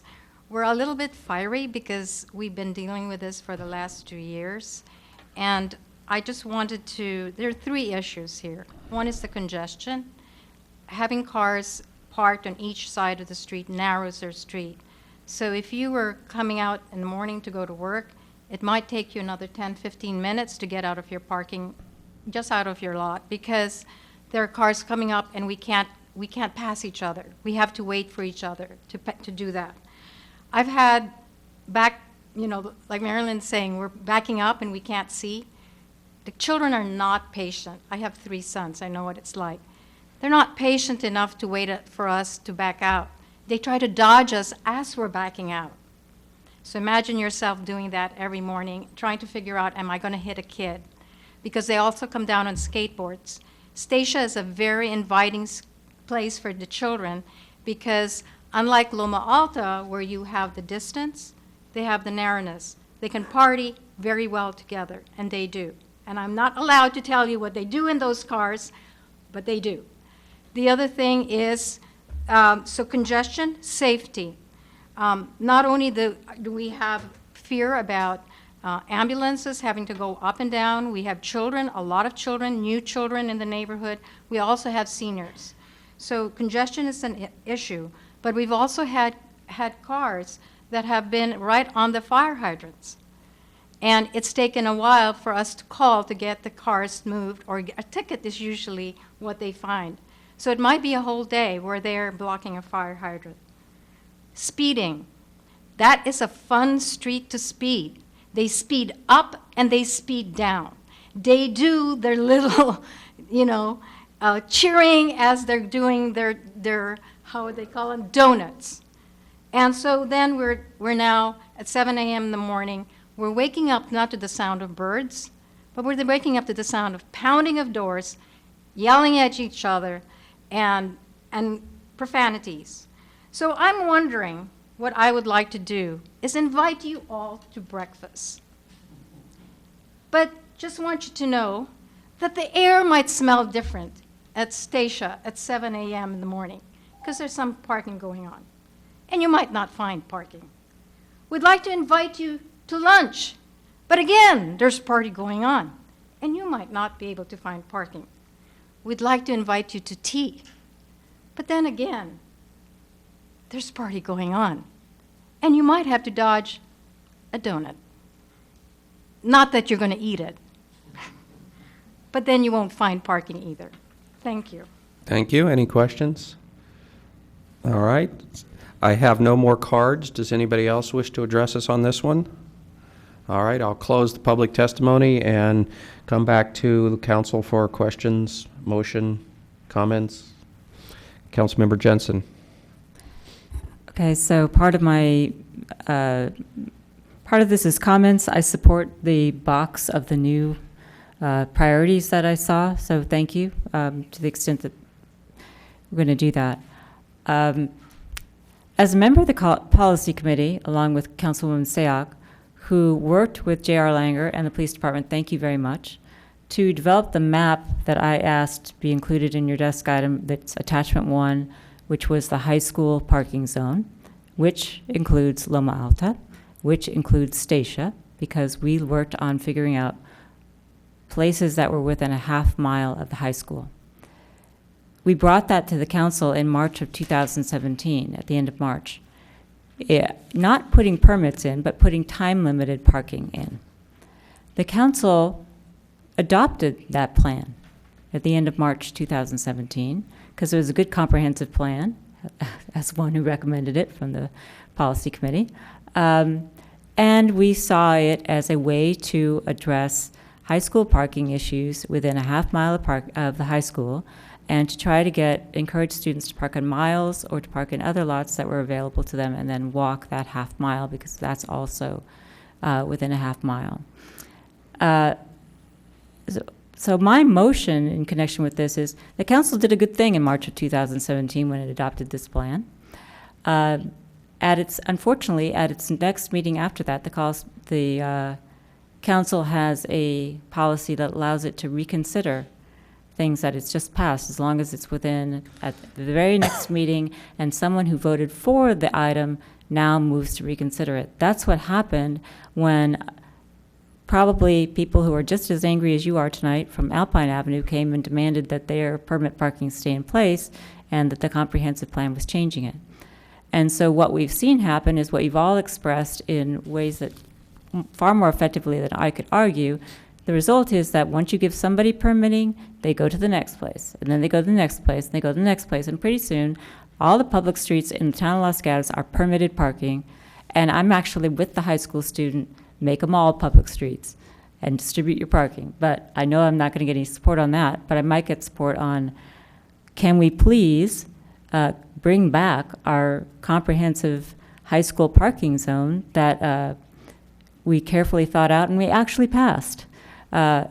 And so part of my motion is I want to address the last speaker also.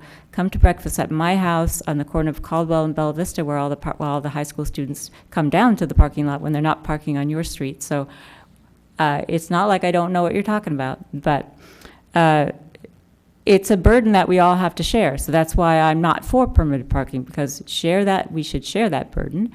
But time limiting makes sense. We were discussing it earlier this evening, whatever it was, in connection with the downtown. So it makes sense to try to solve those parking issues across the town, not one street at a time. So if I get any support for it, I'm going to just do it anyway. My motion would be, please, can we ask the mayor to schedule a time for us to reconsider our comprehensive parking plan for the high school zone?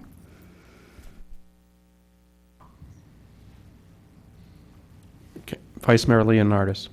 I will second the motion with some comments. I do not remember exactly what transpired last March or April, and then why it was reconsidered, although I do remember a whole room full of Alpine residents sitting as the Statia and Loma Alta residents are sitting this evening. That there was even more of them than there are you. So I think that there was some reason that we did reconsider and listen to their wishes at the time. I think the rationale at the time and why we kind of put it on hold for a while was because it was like the trench warfare theory. You know, we had one street at a time coming in, and then we came up with this comprehensive plan. But then the comprehensive plan was, wait a minute, we're eliminating this, then they're going to spread even further out. So it was like, take a breath and see what happens. Well, now I think we have evidence of what has happened, and I'm more in a position now to make a decision on this than I was last year. So I will second the motion on that, and I hope we can get a date where we can hear it. Okay, I'll make some comments so I remember a little bit better what happened. We put Alpine in the whole high school parking zone, and they had a request for different times than the whole high school parking zone. So it was reconsidered to take them out and make them separate. And then when we tried to revote in the high school zone, that we had several high school students here that were persuasive, and it ended up not going anywhere. So we ended up changing Alpine and deciding to think about this some more. So that's what I recall happening last time. I wonder if bringing it back the way it is going to be a solution. I think that we may need to consider this idea of having some parking for students on these streets, because where are we going to push them next? Are they going to be pushed into, we had a discussion earlier tonight about employee parking in downtown, so we're going to push them into the underground lot in downtown. They're already taking the lot on Park Avenue. So they're going to need parking. We're just pushing them around. So I'm definitely for bringing this back, but maybe we want to think about it a little more too. Other comments? Councilmember Sack. So I'll be voting in favor of it. One of the things that I want to emphasize, because over the course of the year, it seems like the discussion has been simplified to, are you in support of the neighbors or are you in support of the students? And one thing that I want to emphasize, that when we began this process, we were trying to manage the parking so that the spaces that are available would be used better. And the spaces that are available are at Miles Avenue, which is half a mile away from the high school, as well as what we've been told is spaces on school campus, but are not desired because it takes a while to get out of it. And so knowing that there are those spaces available, we looked at how can you limit the parking that's close. And if you're going to have to walk half a mile anyway, why not park at the Miles Avenue for free rather than in a neighborhood maybe a mile away? And so really it was trying to manage that parking expectation that students had. And I just want to emphasize that to any of the students that are watching, that it's not choosing one over the other, but trying to use the spaces more appropriately so that we don't disrupt everyone's quality of life, even though we all have to share the burden of the challenge. So I am in support of the motion, but just wanted to emphasize that that was the thinking behind it. And in part of that, I would ask our town manager to share with the high school administration that this subject has come up again, because they are equally challenged with this issue. And I think it's something that we should, as partners, alert them that this may be this may affect their own challenge problems on campus. Okay, further comments? Vice Mayor Leonardis. Thank you, Mayor Rennie. Thinking back on Alpine in particular, Statia is very similar to Alpine in the sense that if you park on one side, it becomes an impassable situation. And one of the key components of allowing Alpine to move forward was the safety issue. It was, in my opinion, a public safety problem. And based on what I heard this evening with the Statia residents in particular, I see it as being a public safety problem. Everyone has the complaint of my neighbors can't park, my family can't park, my services can't reach my house. The kids are having too much fun on our street. But really the issue, the real serious issue becomes, can you get an ambulance, can you get a fire truck up there? And that was a key determinant for me on voting the way I did on Alpine. Loma Alta obviously can handle, it has more width, it can handle more vehicles. But again, I look forward to this coming back and a revisit so we can have the public weigh in and make a choice in the near future on it. Okay, no further comments. We'll call a question. All in favor? Aye. Anybody opposed? Passes unanimously. So I don't think we're done with this item, right? That was just one motion, right? That was a single motion with respect to the parking, and all I did was offer my support for those items that were listed in the box on the overhead. I don't know the that. new, I don't the know new that, box. There has to be more than that. I know that I had recorded my vote for, and I think was talking about the one-way pilot on North Santa Cruz. I continue to wonder why it's so expensive and so hard, but I guess it's to teach people how to not go another way. But I'm supportive of some kind of pilot program for changing the traffic pattern on North Santa Cruz. I think the other things that were in the box were the annexation I don't think I voted for. I'm not particularly interested in that one because I think it happens anyway. And the community shuttle, I think, got overwhelming support from all of the council. Okay, and Vice Mayor Leonardis. Thank you, Mayor Rennie. I support particularly the annexations because I know that they eventually will all come, but I'd rather do it all at once than piecemeal because it takes a lot of time. It also denies residents the ability to vote for us. So I would like to bring them in so they can vote for us and have a say in their community because they are a part of our community. But instead they have to vote for Mike Wasserman. So going with the one-way downtown, I'm kind of ambivalent towards that. But if it gets support, it gets support. And the community shuttle, sure, why not? Councilmember Spector. Thank you. We'll start out by saying that there's nothing on whatever exhibit this is, attachment 2, that is a bad idea. They're all good. So then the question becomes, what are you going to do? What we have heard the past year, and we being council members, community, staff, is that when are you going to get X done? You're taking forever. You're not getting anything done. And so that has come up a lot. So I'm going to give my input with that concept surrounding what I say. It's not that anything's bad. It's just that what are we going to do? We have things that are in progress. I would definitely keep going forward with those. To the extent that we have 1% items there, the general plan, and that is going to be going forward. On the ongoing commitments, I think those are all good. Under the new ones, I agree, annexation would not be one of my major objectives, but I think it needs to be done. LAFCO's going to make us do it sooner or later, so we might as well just get it done. But it would not be a priority. The community shuttle is definitely a priority, has been for a long time. The comprehensive residential parking plan, I think we're bringing that back already in a certain way.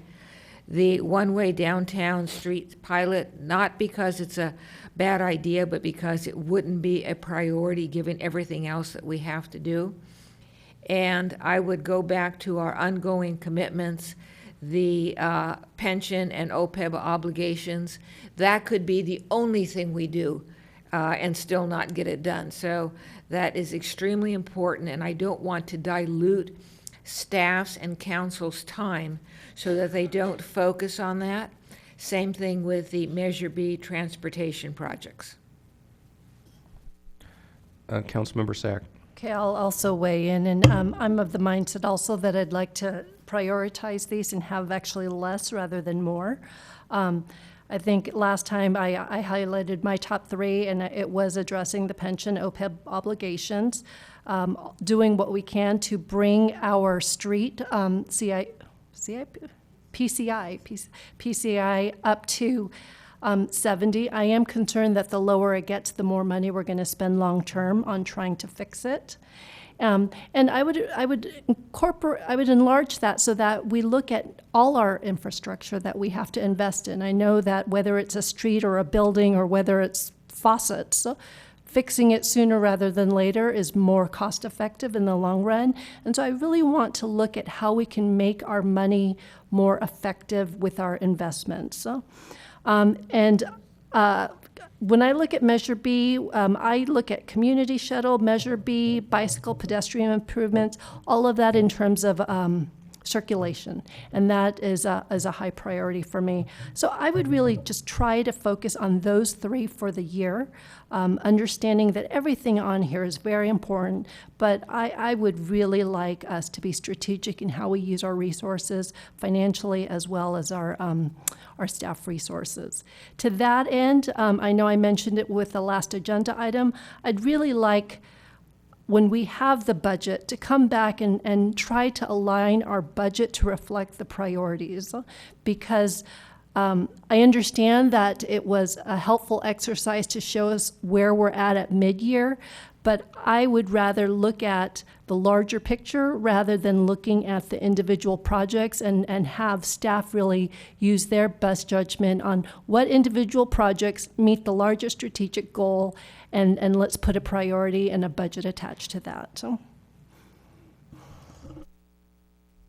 Okay. I guess I'll make a few comments. When I looked at this, I'm okay with everything that's on it. I think what we're hearing is, can we move some of them forward faster than others? I don't think we have complete agreement on that either. Certainly the comprehensive residential parking plan, we're going to bring that back soon. I also would like to see that one-way downtown street pilot move ahead. I think that could help us with, many of our other discussions that we've been having. And I agree that, we got to keep working on the Measure B items, because basically, with a little effort, let me call it free money, right? It's about making sure that we get our share, our projects done for our, as Councilmember Sayoc, circulation, our bike and ped improvements, and so forth, safe routes to school.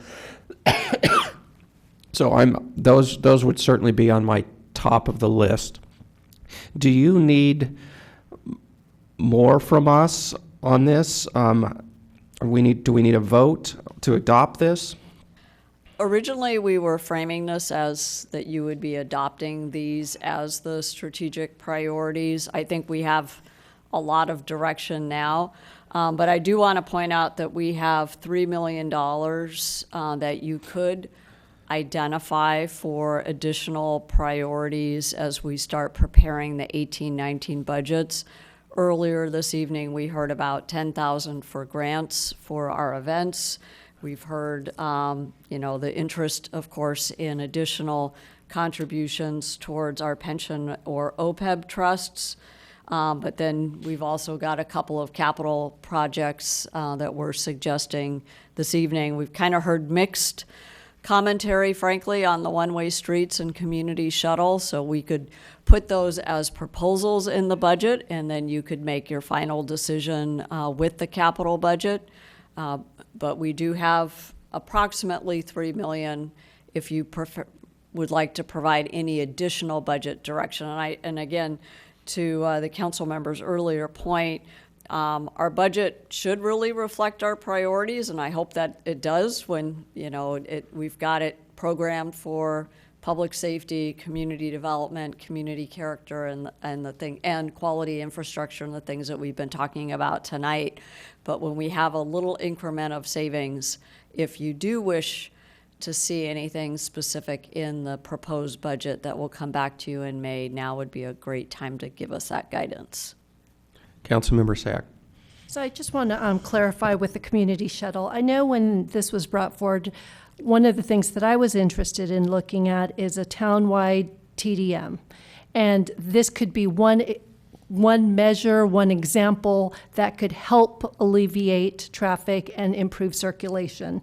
And so I certainly don't intend for us to pay for it 100%, but is there a process so that we highlight this as a community benefit so that as future developments come in, there's a nexus when we ask someone to pay into a community shuttle? That's how I'm envisioning this versus us spending $3 million on a shuttle. And I think that would raise a larger policy question for the council, since we no longer have our community benefit policy. So if instead the council is saying, please put together a transportation demand management policy, and then we could determine what the different factors or contributions could be, that would be one way of approaching it.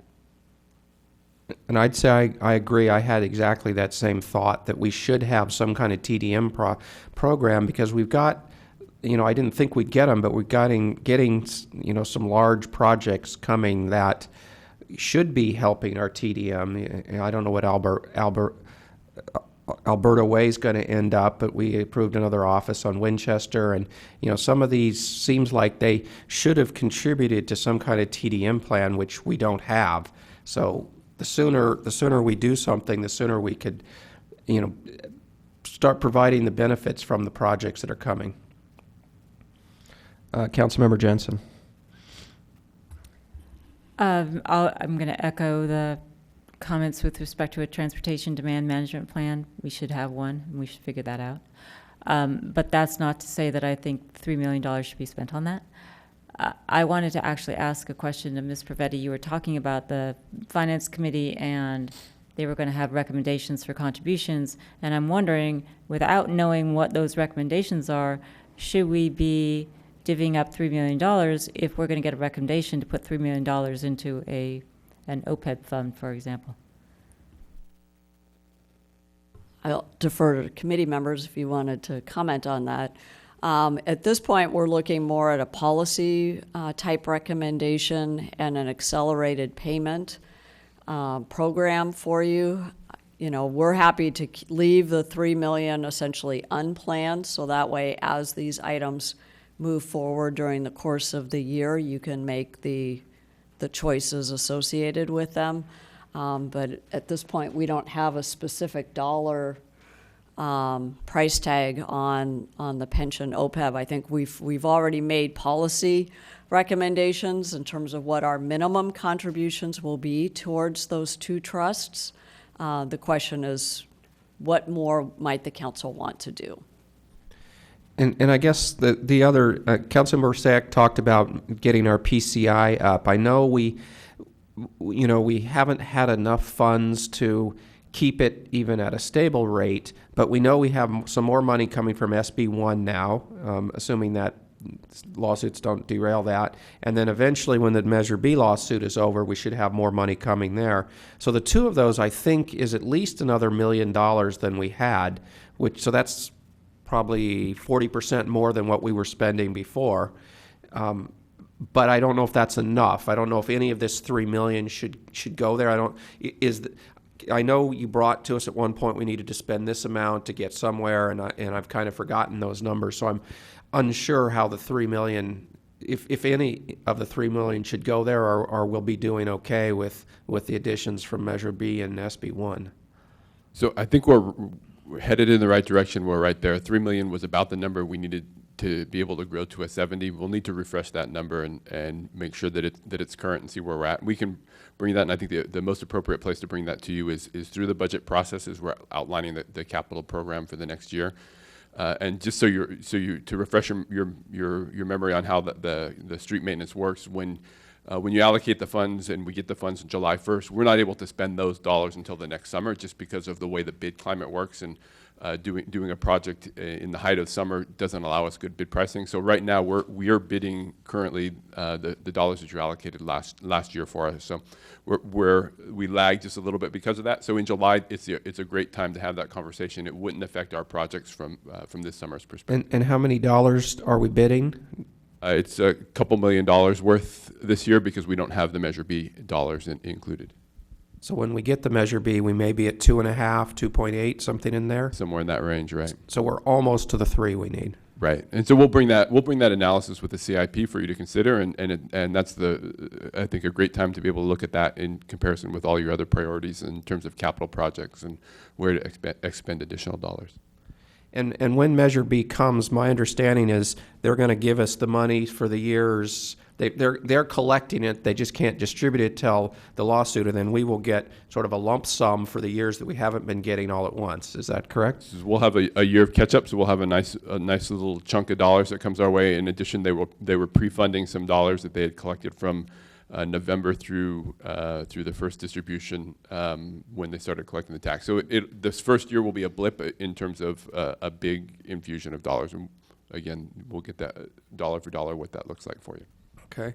So you're kind of asking us to tell you how we want to spend the $3 million, but I'm not, you're not, because I'm not sure we have all the information to do that. And that's perfectly fine. We just wanted to create the opportunity, now that you've heard mid-year, now that you've had a conversation about strategic priorities, that if you had additional direction for us as we go to prepare the budget, we're all ears, but I think the richness of this discussion certainly gives us enough to work on, that you will have a proposed budget and some choices before you come May.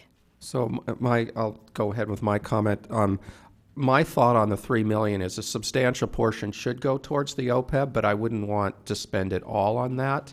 I don't know if substantial is 2/3. Again, I'm not sure what all the items are, but I'm in favor of some substantial amount. I know we're planning, one of the proposals in the Finance Committee is to have an accelerated pay schedule where we're paying, I think if I remember, an extra $500,000 to $800,000 a year above what is required currently.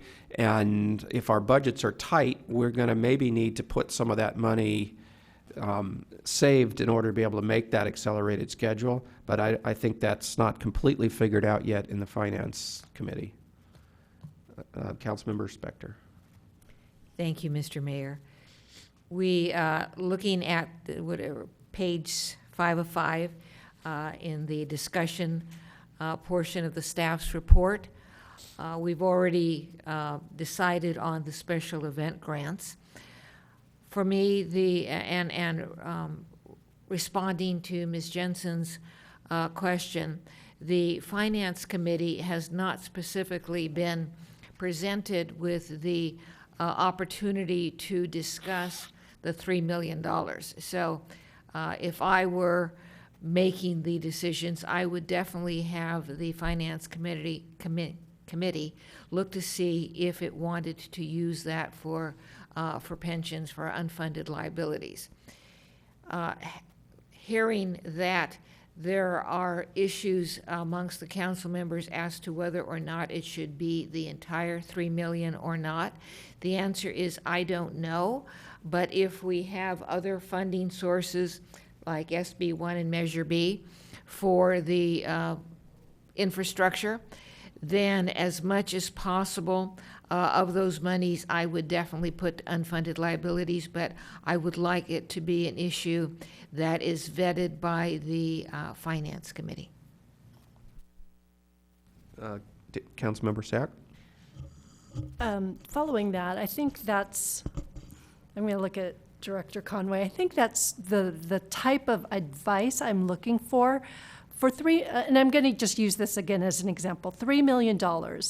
We could if someone were to tell me for $3 million, your PCI went up to 70, and then year after year, your incremental investment costs in infrastructure would be less, therefore the long-term and allowable investment into OPEB would be higher.